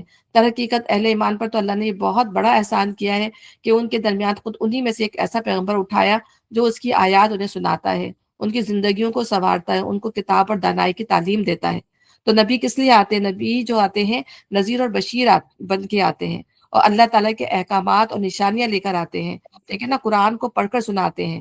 تو جیسے ہی نبی صلی اللہ علیہ وسلم جو کے اوپر کوئی بھی آیت نازل ہوتی تھی، کوئی بھی سورہ نازل ہوتی تھی، سب سے پہلے آپ سب کو مسجد میں جمع کرتے تھے، اور پھر اللہ کی آیات ان کو سناتے تھے۔ پھر پیوریفیکیشن کا یہ مطلب ہے کہ ظاہر سی بات ہے کہ ان کی اصلاح کرتے تھے، جہاں پہ ان کی غلطیاں ہوتی تھیں ان کی غلطیوں کی اصلاح کر کے ان کو بتاتے تھے، اور سب سے پہلے خود اس کا نمونہ بن کر دکھاتے تھے۔ ان کی زندگی کو سنوارتا ہے، ان کو کتاب اور دانائی کی تعلیم دیتا ہے۔ یہ کتاب ہے کیا؟ کتاب ہے دانائی اور حکمت ہی ہے اس کے اندر۔ ہمیں دیکھیں، ابھی پیچھے ہم پڑھ کے گئے غصہ پی جائیں، ٹھیک ہے نا، اللہ سے ڈر کے کام کریں، برائیوں کو اپنے اندر سے ختم کر دیں، بغض اور کینہ حسد ختم کر دیں۔ تو یہ کتاب ہمیں قدم قدم پہ ہماری رہنمائی کر رہی ہے، ہمیں سیدھا راستہ بتا رہی ہے۔ حالانکہ اس سے پہلے یہی لوگ سرہی گمراہیوں میں پڑے ہوئے تھے، یعنی شرک میں، نفاق میں، کفر کے اندر پڑے ہوئے تھے، اس سے ان کو نکالا ہے۔ اور یہ تمہارا کیا حال ہے کہ جب تم پر مصیبت آ پڑی تو تم کہنے لگی یہ کہاں سے آئی؟ ٹھیک ہے نا؟ مطلب وہ یہ سوچے بیٹھے تھے کہ ہمیں تو فتح ہی فتح ہوگی، کیونکہ اللہ تعالیٰ کا نبی ہمارے ساتھ ہے، اور اللہ کے نبی نے جو ہے ہمیں تو خوشخبری سنا دی کہ فرشتے ہوں گے، تو انہیں توقع ہی نہیں تھی کہ شکست بھی ہو جائے گی۔ تو جب اچانک سے ان پہ یہ مصیبت پڑی تو یہ کہیں گے یہ کہاں سے آئی؟ حالانکہ جنگ بدر میں اس سے دگنی مصیبت تمہارے ہاتھوں فریق مخالف پر پڑ چکی ہے، تمہارے ہاتھ سے کفار کو کتنا نقصان پہنچا۔ اے نبی صلی اللہ علیہ وسلم ان سے کہو یہ مصیبت تمہاری اپنی لائی ہوئی ہے، اللہ ہر چیز پر قادر ہے۔ یعنی اپنا کسب، ہم یہ کہہ رہے ہیں دونوں چیزیں دیکھنی چاہیے کہ جب مصیبت آئے تو انسان کو سوچنا چاہیے کہ کہیں مجھ سے کوئی ایسی غلطی تو نہیں ہوگی جس کی وجہ سے مجھے سزا ملی۔ جو نقصان لڑائی کے دن تمہیں پہنچا وہ اللہ کی اذن سے تھا، اور اس لیے تھا کہ اللہ دیکھ لے کہ تم میں سے مومن کون ہے، منافق کون۔ وہ منافق جب ان سے کہا گیا کہ آؤ اللہ کی راہ میں جنگ کرو یا کم از کم اپنے شہر کی مدافعت ہی کرو، تو کہنے لگے اگر ہمیں علم ہوتا کہ آج جنگ ہوگی تو ہم ضرور تمہارے ساتھ چلتے۔ یہ بات جب وہ کہہ رہے تھے اس وقت وہ ایمان کے بنسبت کفر سے زیادہ قریب تھے۔ وہ اپنی زبانوں سے وہ باتیں کہتے ہیں جو ان کے دلوں میں نہیں ہوتی، جو کچھ وہ دلوں میں چھپاتے ہیں اللہ اسے خوب جانتا ہے۔ یہ وہی لوگ ہیں جو خود تو بیٹھے رہے، اور ان کے جو بھائی بہن لڑنے گئے اور مارے گئے ان کے متعلق انہوں نے کہہ دیا کہ اگر وہ ہماری بات مان لیتے تو نہ مارے جاتے۔ ان سے کہو اگر تم اپنے اس قول میں سچی ہو تو خود تمہاری موت جب آئے تو اسے ٹال کر دکھا دینا، ٹھیک ہے نا؟ تو ان کو یہاں پر یہ کہہ رہے ہیں کہ بھائی تم جس طرح تم بڑی بڑی باتیں کر رہے ہو تو جب تمہاری موت آئے گی، جب تم کہہ رہے ہو نا یہاں نہیں جاتے وہاں نہیں جاتے لڑتے نہیں، تو یہاں پہ یہی بات ان کی کہی جا رہی ہے۔ اب یہاں پر جو اللہ کی راہ میں شہید ہوئے، 70 صحابی شہید ہوئے تھے، تو اللہ تعالیٰ نے کہا کہ ان کو مردہ نہیں کہو، یعنی مردہ کہنا ان کی شان میں گستاخی ہے جو شہید ہو گئے، تو اللہ نے کہا ان کے لیے مردہ کا لفظ یوز نہیں کرو، ٹھیک ہے؟ اور وہ تو حقیقت میں زندہ ہیں۔ یعنی ایک آپ یہ دیکھیں کہ ایک دنیا کی زندگی ہے اور آخرت کی زندگی ہے۔ دنیا کی زندگی ہمارے جسموں کے ساتھ ہے، ٹھیک ہے نا؟ جو برزخ کی زندگی ہے وہ تو صرف سول ہوگا نا، ہماری روح ہوگی، جو کہ ہماری اصل شخصیت، ہماری روح جو ہے ہماری اصل شخصیت ہے۔ جب ہماری اصل شخصیت ہمارے دل سے، ہمارے جسم سے نکل جاتی ہے تو جسم جو ہے وہ بس ایک جانور رہ جاتا ہے، جیسے جانور کا جسم ہے نا، کچھ بھی نہیں ہے، جیسے ایک قالب ہے بس سمجھے۔ تو جب اصل شخصیت نکل جاتی ہے تو جسم کے اندر کچھ بھی باقی نہیں رہتا، وہ بس ایک ڈیڈ باڈی ہو جاتی ہے۔ تو یہ اصل میں یہ ہماری اصل شخصیت ہے۔ جب یہ برزخ میں جاتی ہے تو جو شہید ہوتے ہیں، جو انبیاء ہوتے ہیں، تو پھر وہاں پر ان کو جو ہے وہ جسم دیا جاتا ہے اللہ تعالیٰ کی طرف سے، اور ساری متشابہات میں سے ہے کہ وہ کس طرح کا جسم دیا جاتا ہے، اور انہیں وہ جنتیں جو عارضی جنتیں بنا کے اللہ نے رکھی ہیں مسلمانوں کے لیے، نیک لوگوں کے لیے، وہ ان کو دی جاتی ہیں۔ اور یہ سب کے لیے نہیں ہے، وہ بتایا تھا نا میں نے کہ جو 70,000 لوگ بغیر حساب کتاب کے جنت میں داخل ہوں گے ان کی بات کی جا رہی ہے، اس میں شہید بھی شامل ہیں۔ اور پھر وہ جو ہے سبز پرندوں کے قالب میں ہوتی ہے، اور جہاں چاہتے ہیں کھاتے پیتے ہیں، گھومتے پھرتے ہیں۔ اور ان میں سے جو شہید ہیں، جو جب ان سے اللہ تعالیٰ کہتے ہیں کہ اللہ اپنی نعمتیں ان کو گنواتا ہے، پھر کہتا ہے کہ تمہاری آرزو کیا ہے، تو وہ کہتے ہیں کہ ہمیں جو ہے ہمیں پھر دنیا میں ہمیں بھیج دے، اور تاکہ ہم لڑیں اور پھر ہم جو ہے تیری راہ میں جو ہے لڑ کر جو ہے پھر تیری راہ میں آئیں۔ تو اللہ تعالیٰ کہتا ہے کہ یہ میری سنت نہیں ہے، یعنی تم جو کچھ مانگو گے میں دوں گا، لیکن دنیا میں واپس بھیجنے والی میری سنت نہیں ہے۔ تو یہاں آ گیا ایک دفعہ، پھر وہ واپس زمین پہ جا نہیں سکتا، ٹھیک ہے نا؟ تو پھر اللہ تعالیٰ ان کو نہیں بھیجتا، یعنی کہ شہادت کو پانے کا جو مزہ ان کو لگتا ہوگا تو وہ کوئی بھی آرزو نہیں کرتا وہاں پہ سے آنے کی واپس دنیا کے اندر، لیکن ایک شہید ہے جو آرزو کرتا ہے بار بار آنے کی۔ تو وہ حقیقت میں زندہ ہیں، اپنے رب کے پاس رزق پا رہے ہیں، جو کچھ اللہ نے اپنے فضل سے انہیں دیا اس پر وہ خوش و خرم ہے، اور مطمئن ہے کہ جو اہل ایمان ان کے پیچھے دنیا میں رہ گئے اور ابھی وہاں نہیں پہنچے، ان کے لیے بھی کسی خوف اور رنج کا موقع نہیں۔ وہ اللہ کے انعام اور اس کے فضل پر شاداں فرحاں ہیں، اور ان کو معلوم ہو چکا ہے کہ اللہ مومنوں کے اجر کو ضائع نہیں کرتا۔ یعنی مومن جو ہے وہ دنیا میں بھی خیر بانٹنے والا ہوتا ہے اور آخرت میں بھی خیر، یعنی جب وہ وہاں جاتے ہیں تو اپنے مومنوں کے لیے دعا کرتے ہیں کہ اللہ تعالیٰ جو میرا بھائی بنوا رہ گیا وہ بھی آ جائے، وہ بھی مجھ سے مل جائے آ کے۔ تو خیر کے معاملے میں بخیل نہیں ہوتا، دوسروں کو شریک کرنے والا ہوتا ہے۔ جن لوگوں نے زخم کھانے کے بعد بھی اللہ اس کے رسول کی پکار پر لبیک کہا، ان میں جو اشخاص نیکوکار اور پرہیزگار ہیں ان کے لیے بڑا اجر ہے۔ اور وہ جن سے لوگوں نے کہا کہ تمہارے خلاف بڑی فوجیں جمع ہوئی ہیں ان سے ڈرو، تو یہ سن کر ان کا ایمان اور بڑھ گیا، اور انہوں نے جواب دیا کہ ہمارے لیے اللہ کافی ہے اور وہی بہترین کارساز ہے۔ یعنی ایک کے بعد دوسرا امتحان نری۔ اس وقت جو ہے نبی صلی اللہ علیہ وسلم جو ہے انہوں نے نبی صلی اللہ علیہ وسلم نے فوراً اپنے صحابہ کو جمع کیا، انہوں نے کہا ابھی جو ہے نا وہ چلے تو گئے، ہو سکتا ہے وہ واپس آ جائیں، کچھ پتہ نہیں ہے ان کفار کا کہ ان کا دماغ جو مائنڈ چینج ہو جائے اور وہ یہاں آ جائے۔ تو نبی صلی اللہ علیہ وسلم حالانکہ اتنی بری ان کی حالت ہو گئی تھی، لیکن نبی صلی اللہ علیہ وسلم کی پکار پر انہوں نے لبیک کہا، ٹھیک ہے، اور وہ سارے کے سارے جو ہے اس مقام پر، احد کے مقام پر دوبارہ جمع ہوئے، جو بچ گئے تھے ساتھی ان کے، یعنی 70 صحابہ شہید ہوئے تھے، تو باقی جو صحابہ تھے وہ نبی صلی اللہ علیہ وسلم کے ساتھ انہوں نے لبیک کہا، حالانکہ اتنی تکلیف کے باوجود بھی۔ تو وہاں پر جو ہے کچھ کوئی آ رہا تھا وہاں سے، جو لوگ، انہوں نے کہا کہ جو ہے تم وہاں تو بہت لشکر جمع ہے، بہت زیادہ وہ تمہاری طرف کر رہے ہیں، تو انہوں نے کہا ان کے ایمان بڑھ گیا، انہوں نے کہا کہ اب ظاہر اتنی بڑا ان کو جو سبق مل چکا تھا، تو انہوں نے یہی کہا کہ اب جو ہے یہ سن کر ان کا ایمان بڑھ گیا، انہیں جواب دیا کہ ہمارے لیے اللہ کافی ہے۔ اور اسی طرح اللہ تعالیٰ نے وہاں کیا فیصلہ کیا کہ وہاں بھی کوئی دو چرواہے جا رہے تھے، اور نبی صلی اللہ علیہ وسلم نے ان تک یہ پیغام، ان سے کہہ کے یہ پیغام ان تک پہنچایا کہ ان سے کہو کہ یہاں پہ نبی صلی اللہ علیہ وسلم نے کافی بڑی فوج جمع کی ہوئی ہے۔ تو انہوں نے جو ہے نا وہاں پہ جا کے کفار کو بتا دیا، تو وہ ڈر گئے، اور پھر وہ وہاں پہ ان کا ارادہ تھا، وہ جمع ہو رہے تھے کہ ہم یہ کیا کیا ہم نے کیوں چھوڑ دیا مسلمانوں کو؟ تو جب وہ یہ سنتے ہیں تو پھر وہ گھبرا کر جو وہ چلے جاتے ہیں، ٹھیک ہے نا۔ تو اس طریقے سے اللہ تعالیٰ نے بغیر پریشانی کے یہ کام کروا دیا، اور پھر اللہ تعالیٰ نے جو ہے مسلمانوں کا ایمان بھی دیکھ لیا کہ کس طریقے سے انہوں نے نبی صلی اللہ علیہ وسلم کی بات کو لبیک کہا۔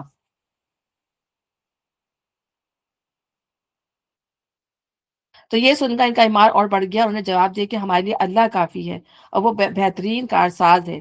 وقالوا حسبنا اللہ ونعم الوکیل، یعنی ہم یہ دیکھتے ہیں نا کہ حضرت ابراہیم علیہ السلام کو بھی کہا جاتا ہے کہ جب ان کو آگ میں پھینکا گیا تو ان کے منہ سے بھی یہی لفظ نکلے تھے، حسبنا اللہ، اللہ ہی مجھے کافی ہے اور میرا بہترین وکیل ہے۔ اور اسی طرح جو ہے نبی صلی اللہ علیہ وسلم کے جب بیٹے کا انتقال ہوا تھا، تو نبی صلی اللہ علیہ وسلم نے یہی کہا تھا کہ حسبنا اللہ، اللہ ہی ہمیں کافی ہے۔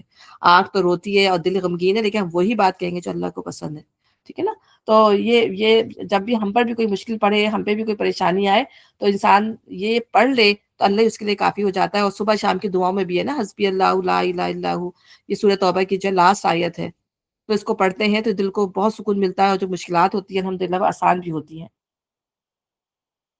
آخر کار وہ اللہ تعالیٰ کی نعمت اور فضل کے ساتھ پلٹ آئے، ان کو کسی قسم کا ضرر بھی نہیں پہنچا، دیکھا نا، کوئی ضرر نہ پہنچا، اور اللہ کی رضا پر چلنے کا شر بھی انہیں حاصل ہو گیا۔ یعنی اس وقت جو نبی نے کہا تو انہوں نے لبیک کہا، تو اللہ نے یہی دیکھنا تھا اصل میں۔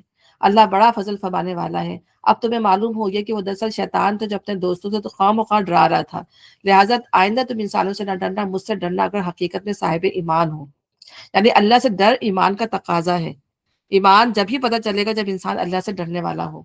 تو اگر اللہ کا ڈر زیادہ ہو تو بندوں کا ڈر نکل جاتا ہے، اور اللہ کا ڈر کم ہو تو پھر انسان بندوں سے ڈرتا رہتا ہے کہ وہ یہ بندہ کیا کہے گا۔ جب ہم لوگوں سے ڈرتے ہیں نا، تو پھر اس کا مطلب ہے ہم اللہ سے نہیں ڈر رہے ہوتے۔ تو ہمیں یہ اپنا اپنا جائزہ لینا چاہیے کہ ہم یہ کام لوگوں سے ڈر کے کر رہے ہیں یا اللہ سے ڈر کے کر رہے ہیں۔ اے پیغمبر، جو لوگ آج کفر کی راہ میں بڑی دوڑ دھوپ کر رہے ہیں، ان کی سرگرمیاں تمہیں آزردہ نہ کریں، یہ اللہ کا کچھ نہ بگاڑ سکیں گے۔ اللہ کا ارادہ یہ ہے کہ ان کے لیے آخرت میں کوئی حصہ نہ رکھے، اور بالآخر ان کو سخت سزا ملنے والی ہے۔ جو لوگ ایمان کو چھوڑ کر کفر کے خریدار بنے ہیں، وہ یقیناً اللہ کا کوئی نقصان نہیں کر رہے ہیں، ان کے لیے دردناک عذاب تیار ہے۔ یہ ڈھیل جو ہم انہیں دیے جاتے ہیں، اس کو یہ کافر اپنے حق میں بہتری نہ سمجھیں۔ ہم تو انہیں اس لیے ڈھیل دے رہے ہیں کہ یہ خوب بارے گناہ سمیٹ لیں، پھر ان کے لیے سخت ذلیل کرنے والی سزا ہے۔ اللہ مومنوں کو اس حالت میں ہرگز نہ رہنے دے گا جس میں تم اس وقت پائے جاتے ہو۔ مسلمان کی جماعت کو اس حال میں دیکھنا پسند نہیں کرتا کہ ان کے درمیان سچے اہل ایمان اور منافق سب غلط غلط ہے، یعنی اللہ ان کو الگ کر کر رہے گا۔ وہ پاک لوگوں کو ناپاک لوگوں سے الگ کر کے رہے گا، مگر اللہ کا یہ طریقہ نہیں ہے کہ تم کو غیب پہ مطلع کرے، یعنی اس کے پروسیس سے گزرنا پڑے گا، ٹھیک ہے نا۔ اور کس طرح سے ہوگا وہ اللہ ہی بہتر۔ غیب کی باتیں بتانے کے لیے تو اپنے رسولوں میں سے جس کو چاہتا ہے منتخب کر لیتا ہے، لہٰذا امور غیب کے بارے میں اللہ اور اس کے رسولوں پر ایمان رکھو۔ اگر تم ایمان اور خدا ترسی کی روش پر چلو گے تو تم کو بڑا اجر ملے گا۔ یعنی یہ نبی کو اللہ تعالیٰ بتاتے رہیں گے، اور وہ تمہیں یعنی وہی نازل ہوتی رہے گی، گریجولی وہی نازل ہوئی ہے نا، جو دیکھیں 23 سال کے اندر وہی نازل ہوئی ہے۔ تو جیسے جیسے جو حالات ہوئے اسی کے مطابق، کیونکہ یہودی عیسائی یہی کہتے تھے یا کفار یہی کہتے تھے کہ ایک وقت میں قرآن کیوں نہیں نازل کر دیا گیا، یہ کیا تھوڑی تھوڑی وقت پہ سے یہ جو ہے قرآن نازل ہوتا ہے، آیتیں نازل ہوتی ہے، تاکہ اللہ تعالیٰ نے کیا بتایا، تاکہ ہم اس کو تمہارے دل کے اوپر نازل کریں، تاکہ تم اس کو سمجھو وقت کے لحاظ سے بھی اور دل کو مضبوط کرنے کے لحاظ سے بھی، کیونکہ نبی صلی اللہ علیہ وسلم کا دل اس کا متحمل نہیں ہو سکتا تھا کہ ایک وقت میں پورا قرآن جو ہے وہ اتار دیا جاتا۔ اور پھر جو مشکل تمہیں پیش آئی اس کے لیے بھی اللہ تعالیٰ نے لکھا نا کہ جو مشکل تمہیں پیش آتی تھی تو ہم تمہیں اس کے لیے جو ہے تمہیں جو ہے سجھا دیتے تھے یا تمہیں وحی کے ذریعے بتا دیتے تھے، تو منتخب کر لیتا ہے۔ جن لوگوں کو اللہ نے اپنے فضل سے نوازا ہے، پھر وہ بخل سے کام لیتے ہیں، وہ اس خیال میں نہ رہے کہ بخیلی ان کے لیے اچھی ہے، نہیں، یہ ان کے حق میں نہایت بری ہے۔ جو کچھ اپنی کنجوسی سے جمع کر رہے ہیں وہی قیامت کے روز ان کے گلے کا طوق بن جائے گا، اور زمین اور آسمان کی میراث اللہ ہی کے لیے ہے، اور تم جو کچھ کرتے ہو اللہ اس سے باخبر ہے۔ جب نبی وسلم جو تھے تقاضا کرتے تھے، مانگتے تھے، تو اس وقت جو ہے جو لوگ بخیلی کر رہے تھے، خاص طور پہ منافقین تھے جو بخیلی کرتے تھے، ان کے پاس سب سے زیادہ پیسہ، یہودیوں کے پاس سب سے زیادہ پیسہ جو تھے منافقین کے پاس تھا، اور سب سے زیادہ دل انہی کے بخیل تھے اللہ کے راستے میں دینے کے لیے۔ تو یہاں پہ یہی بات اللہ تعالیٰ فرما رہے ہیں۔ اللہ تعالیٰ نے ان لوگوں کا قول سنا جو کہتے ہیں کہ اللہ فقیر اور غنی ہے، ٹھیک ہے نا، یہ یہودیوں کا قول ہے، یہ یہودیوں کا قول تھا۔ قرآن مجید میں جب یہ آیت آئی کہ منزل الذی یقرض اللہ قرضا حسنا، کون ہے جو اللہ کو اچھا قرض دے، تو اس کا مذاق اڑاتے ہوئے یہودیوں نے کہنا شروع کیا کہ جی ہاں اللہ میاں مفلس ہو گئے، اب وہ بندوں سے قرض مانگ رہے ہیں، نعوذ باللہ، ٹھیک ہے نا، یعنی اللہ ہی کا مال ہے اور اللہ تعالیٰ ہم سے تقاضا کر رہا ہے۔ اللہ تعالیٰ تو خود کہتا ہے نا کہ اللہ نے تو ہم سے تھوڑا سا مال مانگا ہے، فرض یقین کریں کہ اللہ تعالیٰ نے صرف زکوٰۃ کا 2.5% مانگا ہے، اور چیریٹی کا بھی ہمیں وہ نہیں ہے، مطلب یہ تو اللہ تعالیٰ یہاں پہ ان جنگ کا معاملہ تھا تو اللہ تعالیٰ نے ان کو انکریج کیا ہے۔ میں بتائی نا صحابہ کا معاملہ ڈفرینٹ ہے، لیکن اگر ہم صرف زکوٰۃ دیتے ہیں، چیریٹی نہیں دیتے، تو ہم سے نہیں پوچھو گی کہ تم نے چیریٹی کیوں نہیں دی تھی۔ لیکن جو صدقات کے جو فائدے ہیں وہ اتنے زیادہ فائدے ہیں کہ وہ میں نے پہلے بھی بتایا تھا کہ جب ایک مرنے والے کو یہ اس کی اہمیت کا اندازہ ہوگا تو کہے گا کاش میں دنیا میں بھیجا جاؤں اور اللہ کے راستے میں جو ہے وہ خرچ کروں، اتنی زیادہ صدقات کے جو فائدے ہوں گے قیامت کے دن۔ تو یہ باتیں بھی ہم لکھ لیں گے، اس سے پہلے جو وہ پیغمبروں کو ناحق قتل کرتے رہے ہیں وہ بھی ہم ان کے نامہ اعمال میں ثبت ہے۔ تو جب فیصلے کا وقت آئے گا اس وقت ہم ان سے کہیں گے لو اب عذاب جہنم کا مزہ چکھو، یہ تمہارے اپنے ہاتھوں کی کمائی ہے، اللہ اپنے بندوں کے لیے ظالم نہیں ہے۔ جو لوگ کہتے ہیں اللہ نے ہم کو ہدایت کر دی کہ ہم کسی کو رسول تسلیم نہ کریں جب تک وہ ہمارے سامنے ایسی قربانی نہ کرے جس سے غیب سے آ کر آگ کھا لے، ان سے کہو تمہارے پاس مجھ سے پہلے بہت سے رسول آ چکے ہیں جو بہت سی روشن نشانیاں لائے تھے، اور وہ نشانی بھی لائے تھے جس کا تم ذکر کرتے ہو، پھر اگر ایمان لانے کے لیے شرط پیش کرنے میں تم سچے ہو تو ان رسولوں کو تم نے کیوں قتل کیا؟ یعنی آج بھی وہی نشانی مانگ رہے ہیں، لیکن جب اس زمانے میں وہ نشانیاں آئیں تو انہوں نے ان کو بھی جھٹلا دیا۔ بس اے محمد اگر یہ تمہیں جھٹلاتے ہیں تو تم سے پہلے بہت سے رسول جھٹلائے جا چکے ہیں جو کھلی کھلی نشانیاں اور صحیفے اور روشن بخشنے والی کتابیں لائے تھے، ٹھیک ہے نا۔ تو نبی صلی اللہ علیہ وسلم کو اللہ تعالیٰ جو ہے بار بار آپ کو کمفرٹ کرتے تھے کہ یہ تمہیں ہی نہیں جھٹلا رہے، تم سے پہلے بھی نبیوں کو جھٹلایا گیا ہے، آخر کار ہر شخص کو مرنا ہے اور تم سب اپنے پورے پورے اجر قیامت کے روز پانے والے ہو۔ کامیاب وہی ہے جو وہاں آتش دوزخ سے بچ جائے اور جنت میں داخل کر دیا جائے، رہی یہ دنیا تو یہ محض ایک ظاہر فریب چیز ہے، یعنی دنیا کی زندگی دھوکے کے سوا کچھ نہیں ہے۔ مسلمانوں تمہیں جان اور مال اور جان دونوں کی آزمائشیں پیش آ کر رہیں گی، اور تم اہل کتاب اور مشرکین سے بہت سی تکلیف دہ باتیں سنو گے، اگر ان سب حالات میں تم صبر اور خدا ترسی کی روش پر قائم رہو تو یہ بڑے حوصلے کا کام ہے۔ پھر اللہ تعالیٰ پھر فرما رہا ہے صبر کرو اور اللہ سے تقوی اختیار کرو، بار بار اللہ تعالیٰ یہی بات ہے، کیونکہ دو چیزیں جو ہیں اللہ کے راہ میں چلنے کے لیے بہت زیادہ ضروری ہیں۔ ان اہل کتاب کو وہ عہد بھی یاد دلاؤ جو اللہ نے ان سے لیا تھا کہ تمہیں کتاب کی تعلیمات کو لوگوں میں پھیلانا ہوگا، انہیں پوشیدہ رکھنا نہیں ہوگا۔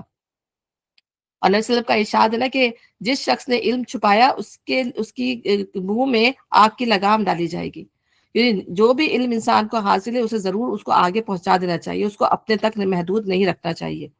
مگر اہل کتاب نے کیا کیا کہ نہ صرف اس کو چھپایا بلکہ اس میں تبدیلیاں کر دی، مگر انہوں نے کتاب کو پس پوچھ ڈال دیا اور تھوڑی قیمت پر اسے بیچ ڈالا۔ کتنا برا کاروبار ہے جو یہ کرتے ہیں۔ تم ان لوگوں کو عذاب سے محفوظ نہ سمجھو جو اپنے کرتوتوں پر خوش ہیں اور چاہتے ہیں کہ ایسے کاموں کی تعریف انہیں حاصل ہو جو فی الواقع انہوں نے نہیں کیے ہیں۔ مطلب وہ اپنی تعریف میں یہ سننا چاہتے ہیں کہ یہ حضرت بڑے متقی ہیں، دیندار ہیں، پارسا ہیں، خادم دین ہیں، ٹھیک ہے، حالانکہ وہ کام انہوں نے نہیں کیے ہوتے، اور اس کی تعریف وہ اپنے اس پہ ساری قربانی جو وہ عوام دیتی ہے، اور جو اس کے جو بڑے ہوتے ہیں، لیڈر ہوتے ہیں، وہ اپنی تعریف جو ہے خود سمیٹنا چاہتے ہیں، ٹھیک ہے نا۔ تو یہاں یہ بات کی جا رہی ہے، حقیقت میں ان کے لیے دردناک سزا تیار ہے۔ زمین اور آسمان کا مالک اللہ ہے اور اس کی قدرت سب پر حاوی ہے۔ زمین اور آسمانوں کی پیدائش میں اور رات اور دن کے باری باری آنے میں ان ہوش مند لوگوں کے لیے بہت سی نشانیاں جو اٹھتے بیٹھتے اور لیٹتے ہر حال میں اللہ کو یاد کرتے ہیں اور آسمان و زمین کی ساخت پر غور و فکر کرتے ہیں، یعنی ان نشانیوں سے ہر شخص بآسانی حقیقت تک پہنچ سکتا ہے بشرطے کہ وہ خدا سے غافل نہ ہو، ٹھیک ہے نا، جانوروں کی طرح نہ گزر جائے انسان۔ جب اللہ تعالیٰ کی کوئی بھی نشانی دیکھے تو اس کو اس سے دیکھے کہ اس سے انسان سبق حاصل کرے اس نشانی کو دیکھ کر، ٹھیک ہے نا۔ جیسے اللہ تعالیٰ خود قرآن میں کہتے ہیں کہ ابراہیم علیہ السلام جو تھے وہ ایک انسان تھے اکیلے، اللہ تعالیٰ ان کو زمین و آسمان کی سلطنتیں دکھایا کرتے تھے، اور اسی سے وہ اللہ تعالیٰ کی وحدانیت تک پہنچے کہ ہاں ان سب کو بنانے والا جو ہے ایک اللہ ہے، کوئی اور نہیں ہے، یہ مالک کائنات ہے۔ اور بہت سارے لوگ ہیں ابھی بھی جو کنورٹ ہوتے ہیں، جو مسلمان بنتے ہیں، وہ اس کائنات کی نشانیوں کو دیکھ کے ایمان لا رہے ہوتے ہیں یہ کیسے بن گئی چیزیں، مطلب ان کو کہتے ہیں کہ یہ خود نہیں بن سکتی. تو یہ کائنات کی نشانی ہے ہی ایسی چیز جو انسان کو اللہ کے قریب کرتی ہیں. وہ بے اختیار بول اٹھے، پروردگار یہ سب کچھ تو نے فضول اور بے مقصد نہیں بنایا، تو پاک ہے اس سے کہ ابس کام کرے. بس اے رب ہمیں دوزخ کے عذاب سے بچا لے. تو نے جسے دوزخ میں ڈالا اسے در حقیقت بڑی ذلت و رسوائی میں ڈال دیا، پھر ایسے ظالم کا کوئی مددگار نہ ہوگا. مالک ہم نے ایک پکارنے والے کو سنا جو ایمان کی طرف بلاتا تھا اور کہتا تھا کہ اپنے رب کو مانو، ہم نے اس کی دعوت قبول کر لی. بس اے ہمارے آقا جو قصور ہم سے ہوئے ہیں اس پر گزر فرما، اور جو برائیاں ہم میں ہیں انہیں دور کر دے، ہمارا خاتمہ نیک لوگوں کے ساتھ کر خداوندہ جو وعدے تو نے اپنے رسولوں کے ذریعے کیے ہیں ان کو ہمارے ساتھ پورا کر، اور قیامت کے دن ہمیں رسوائی میں نہ ڈال، بے شک تو اپنے وعدے کے خلاف کرنے والا نہیں ہے. یعنی یہ جو یہاں سے لے کر جو ہے 10 آیتیں ہیں، نبی صلی اللہ علیہ وسلم جو ہے اس کو تہجد پر میں جب اٹھتے تھے تو آپ اس کی تلاوت اس کی ریسائٹ کیا کرتے تھے تہجد میں اٹھ کر ان جو ہے وہ 10 آیات کی. تو بڑی خوبصورت آیات ہے یہ. تو ان 10 آیات میں پہلی آیت میں اللہ تبارک تعالیٰ نے اپنے قدرت و طاقت کی چند نشانیاں بیان فرمائی ہیں، اور فرمایا کہ یہ نشانیاں ضرور ہیں لیکن کن کے لیے؟ اہل عقل و دانش کے لیے. اس کا مطلب یہ ہوا کہ ان عجائبات تخلیق اور قدرت الہیہ کو دیکھ کر بھی جس شخص کو اللہ تعالیٰ کا عرفان حاصل نہ ہو وہ اہل دانش ہی نہیں. لیکن یہ المیہ بھی بڑا عجیب ہے کہ عالم اسلام میں دانشور سمجھا ہی اس کو جاتا ہے جو اللہ کے بارے میں تشکیک کا شکار ہو. ٹھیک ہے نا، یعنی شک میں. اہل دانش کے ذوق ذکر اور ان کا آسمان زمین کی تخلیق پہ غور و فکر کرنے کا بیان ہے. جیسا کہ حدیث میں آتا ہے، نبی صلی اللہ علیہ وسلم نے فرمایا کھڑے ہو کر نماز پڑھو، اگر کھڑے ہو کر نہیں پڑھ سکتے تو بیٹھ کر، اور بیٹھ کر نہیں پڑھ سکتے تو کروٹ کے بل لیٹے لیٹے ہی نماز پڑھ لو. ایسے لوگ ہیں جو ہر وقت اللہ کو یاد کرتے ہیں اور اس کو یاد رکھتے ہیں اور آسمان زمین کی تخلیق اور اس کی حکمتوں پہ غور کرتے ہیں، جن سے خالق کائنات کی اس عظمت و قدرت، اس کے علم و اختیار، اس کی رحمت اور ربوبیت کی صحیح معرفت انہیں حاصل ہوتی ہے. تو وہ بے اختیار پکار اٹھتے ہیں کہ رب کائنات نے یہ کائنات یوں ہی بے مقصد نہیں بنائی، بلکہ اس کا مقصد بندوں کا امتحان ہے. جو امتحان میں کامیاب ہو گیا اسی کے لیے ابد الآباد تک جنتیں ہیں.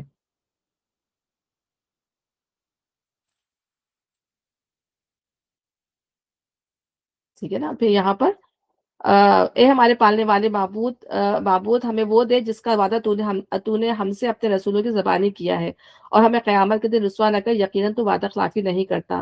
بس ان کے رب نے ان کی دعا قبول فرما لی کہ تم میں سے کسی کام کرنے والے کے کام کو خواہ وہ مرد ہو یا عورت میں ہرگز ضائع نہیں کرتا.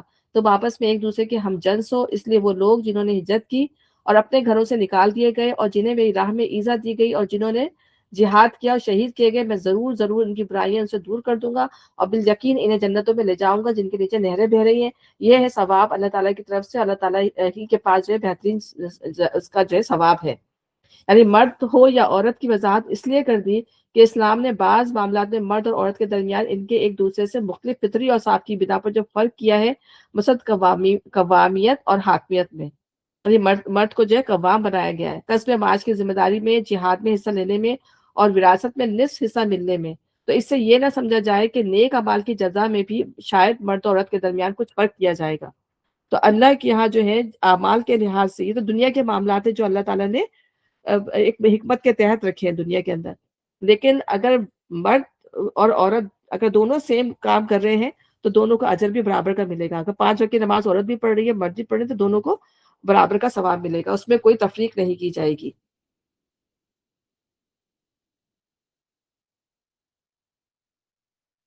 اچھا، آگے کیا ہے؟ ایک منٹ میں دیکھوں.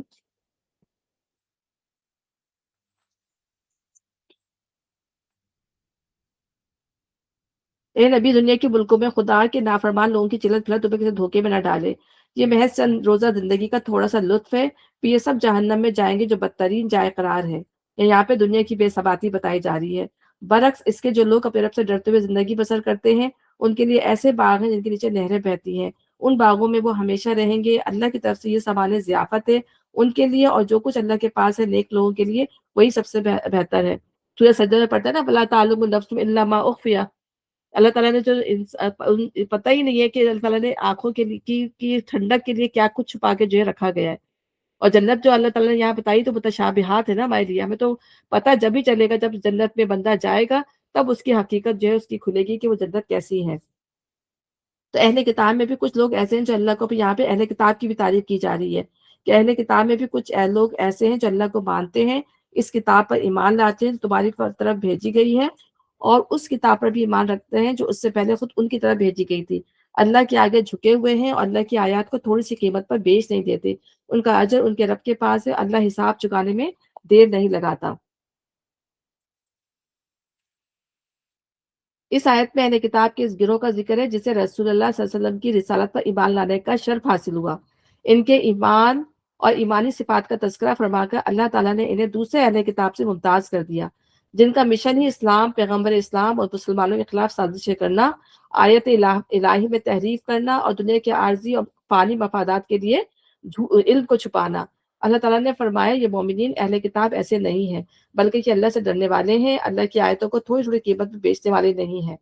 اس کا مطلب یہ ہوا کہ جو علماء و مشائخ دنیاوی اغراض کے لیے آیت الہی میں تحریف یا ان کے مفہوم کے بیان میں جھوٹ سے کام لیتے ہیں، وہ ایمان و تقوی سے محروم ہے۔ ٹھیک ہے نا؟ پھر یہاں پہ ہے کہ صبر کرو، یعنی طاعت کے اختیار کرنے اور شہوات و لذات کے ترک کرنے میں اپنے نفس کو مضبوط اور ثابت قدم رکھو۔ ٹھیک ہے، اچھا یہاں پہ یہ آگے والی آیت ہے، اے لوگوں جو ایمان لائے ہو صبر سے کام لو۔ اب یہاں پہ ایمان والے لوگوں کو اللہ بتا رہے ہیں کہ تین چیزیں ہیں جو انسان کو جو ہے اختیار کرنی چاہیے جب وہ اللہ تعالیٰ کے راستے میں نکلتا ہے، یا زندگی میں بھی اگر اس کے ساتھ کوئی بھی معاملات پیش آتے ہیں تو ان معاملات کے ساتھ اس کو زندگی گزارنی ہے۔ تو صبر سے کام لینا ہے، باطل پرستوں کے مقابلے میں پابندی دکھانی ہے، چار چیزیں، بلکہ حق کی قامت کے لیے صبر بستہ رہنا ہے اور اللہ سے ڈرتے رہنا ہے، امید ہے کہ فلاح پاؤ گے۔ صبر کرو یعنی طاعت کے اختیار کرنے اور شہوات و لذات کے ترک کرنے میں اپنے نفس کو مضبوط اور ثابت قدم رکھو۔ جنگ کی شدتوں میں دشمن کے مقابلے میں ڈٹے رہنا یہ صبر کی سخت ترین صورت ہے، اس لیے اسے علیحدہ بیان فرمایا ہے۔ میدان جنگ یا محاذ جنگ میں مورچہ بند ہو کر ہمہ وقت چوکنا اور جہاد کے لیے تیار رہنا ہے، یہ بھی بڑے عزم و حوصلے کا کام ہے۔ اس لیے حدیث میں اس کی فضیلت بیان کی گئی ہے کہ اللہ کے راستے میں ایک دن پڑاؤ ڈالنا یعنی مورچہ بند ہونا دنیا مافیہا سے بہتر ہے۔ اور اسی طرح ایک اور حدیث ہے کہ ناگواری کی حالات میں مکمل وضو کرنے، مسجدوں میں زیادہ دور تک چل کر جانے اور نماز کے بعد دوسری نماز کے انتظار کو بھی رباط کہا گیا ہے، رابطو۔ ٹھیک ہے نا؟ تو یہ اس آخر میں مطلب اس سے مراد یہی ہے۔ پھر دوسری بات یہ کہ نیکی میں ایک دوسرے کے ساتھ تعاون ضروری ہے، یعنی کہیں بھی کوئی نیکی کا کام ہو رہا ہو تو بندہ اس میں ضرور شامل ہو۔ ٹھیک ہے نا؟ تو فرض کریں گے نیکی کا کام ہو رہا ہے، آپ درس میں آ گئے، آپ نے بھی درس سنا، ٹھیک ہے، میں دے رہی ہوں یا آپ سن رہے ہیں، تو نیکی کا کام ہو رہا ہے نا، تو اس میں ایک دوسرے سے تعاون کرنا۔ کہیں پر کوئی ایسی بات ہے کہ کنواں کھدوایا جا رہا ہے فرض کریں، یا کوئی اس طرح کا کسی کی جیسے آپ فرض کریں کہ فلسطین کے لیے پیسے بھیج دیں، فلسطین کی حالت بری ہے، تو جو اچھے کام ہیں ان میں جو ہے تعاون کرنا، تو یہ بھی جو ہے اس کے اندر شامل ہے۔ حق کی خدمت کے لیے کمر بستہ رہو۔ پھر نہ صرف یہ کہ انسان اکیلے اکیلے نیکی کرے بلکہ جب دوسروں کے ساتھ ہو تو اس میں بھی جو ہے وہ تعاون کرے۔ پھر یہ کہ کمٹمنٹ ہونا چاہیے، ثابت قدمی ہونی چاہیے انسان کو، اور نیکی کے کام میں جو انسان کو خود کو بائنڈ کرنا چاہیے، اور دین کے پھیلانے میں انسان کو جو ہے وہ ثابت قدمی دکھانی چاہیے کہ دین اگر پھیل رہا ہے، کسی جگہ پہ آپ کو دیکھیں گے لوگ جو ہیں وہ اللہ کا کام کر رہے ہیں۔ ہیلو، نارمل ہے۔ دین کا کام اگر پھیل رہا ہے تو وہاں پر جو ہے اس کا ساتھ دینا چاہیے، بجائے یہ کہ یہاں انسان جو اس جگہ سے بھاگے، بلکہ کوشش کرے کہ جتنا بھی ہو سکتا ہے انسان اپنا حصہ جو ہے وہ ضرور ڈالے اس کام میں۔ فرض کریں کہ اگر کوئی مسجد بن رہی ہے، مسجد والے آپ سے تقاضے بیگ لے آنا، تو اس میں تھوڑا سا آپ اپنا حصہ لے ڈال آؤ گڈی چ رکھنے نے جڑے خالی پے نہ چک لے آؤ۔ سوری سائمہ، آپ اپنی آواز کو میوٹ کر دیں۔ I'm so sorry, I'm so sorry۔ No problem, no problem.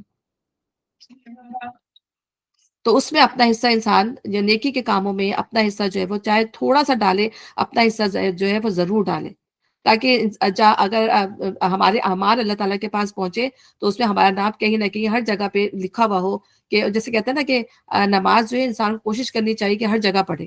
اگر آپ اپنے گھر میں بھی ہے نا تو اپنے گھر میں بھی آپ ہر جگہ نماز پڑھیں، ہر کمرے میں نماز پڑھیں، تو آپ جہاں جہاں ہمارے قدم جائیں گے وہاں وہاں جو سارے آثار چھوڑتا ہے نا انسان اپنے، تو جو ہمارے آثار ہیں، تو نیکی کے کاموں کے جو آثار ہوتے ہیں وہ قیامت کے دن جو ہے وہ سب جمع کیے جائیں گے، کہ ہمارے ہاتھوں نے کیا کام کیا، ہمارے پیروں نے کیا کام کیا، ہماری زبان نے کیا کام کیا، تو جو بھی ہمارے جسم نے، ہمارے مال نے، جو بھی معاملات ہوں گے وہ ہمارے آثار ہیں، وہ لکھ لیے جائیں گے۔ ٹھیک ہے نا، اور وہ جمع ہو رہے ہیں کائنات کے اندر۔ تو ہمیں نیکی کو جو ہے جس طریقے سے بھی ہو سکے اس نیکی کو ہمیں ضائع نہیں ہونے دینا چاہیے، اور جس لیے ہم اللہ سے دعا کرتے ہیں کہ اللہم انی اسألک الخیرات، اللہ تعالیٰ ہمیں نیکیوں کی توفیق دے، چاہے وہ چھوٹی سے چھوٹی نیکی ہو، ہمیں کوشش کرنی چاہیے کہ اس کو کریں، ٹھیک ہے۔ تو یہاں پر اس کا یہی تھا، بس اللہ تعالیٰ توفیق دے کہ جہاں تک ہو سکتا ہے اپنی پوری کوشش کریں کہ اللہ کے راستے میں جو ہے کمر بستہ رہیں۔ ظاہر اب ہمارے پاس جہاد والی وہ کیفیت تو نہیں ہے جو ہم نے اس میں پورے میں پڑھا، کتنی زبردست اللہ تعالیٰ نے قرآن کی یہ آیتیں کی ہیں کہ انسان کا جو ایمان کا لیول جو ہے جب پڑھتے ہیں تو بڑھ جاتا ہے، لیکن اپنی دنیا میں جب واپس جاتے ہیں تو واقعی میں وہ کیفیت نہیں رہتی انسان کی، پھر دنیا کی وہی چیزیں، دنیا کی کھانا پکانا، کھلانا، جاب، ان چیزوں میں پھر انسان لگ جاتا ہے تو کیفیت نہیں آ پاتی۔ لیکن یہ کہ انسان کو بس اللہ سے ڈر کر اپنا جو ہے کام کرنا چاہیے، کسی سے ڈرنا نہیں چاہیے سوائے اللہ تعالیٰ کی ذات کے، اپنا کام کرتا رہے بندہ اور اللہ سے ڈر کے جو ہے جو بھی کر سکتا ہے وہ کرے، ٹھیک ہے نا۔ تو اللہ تعالیٰ ہمیں توفیق دے اور اچھے کام کرنے کی، اچھے عمل کرنے کی توفیق عطا فرمائے، آمین۔ ربنا تقبل منا انک انت السمیع العلیم وتب علینا انک انت التواب الرحیم، سبحانک اللہم وبحمدک اشہد ان لا الہ الا انت استغفرک واتوب الیک۔ السلام علیکم ورحمۃ اللہ وبرکاتہ۔ وعلیکم وعلیکم السلام۔ السلام۔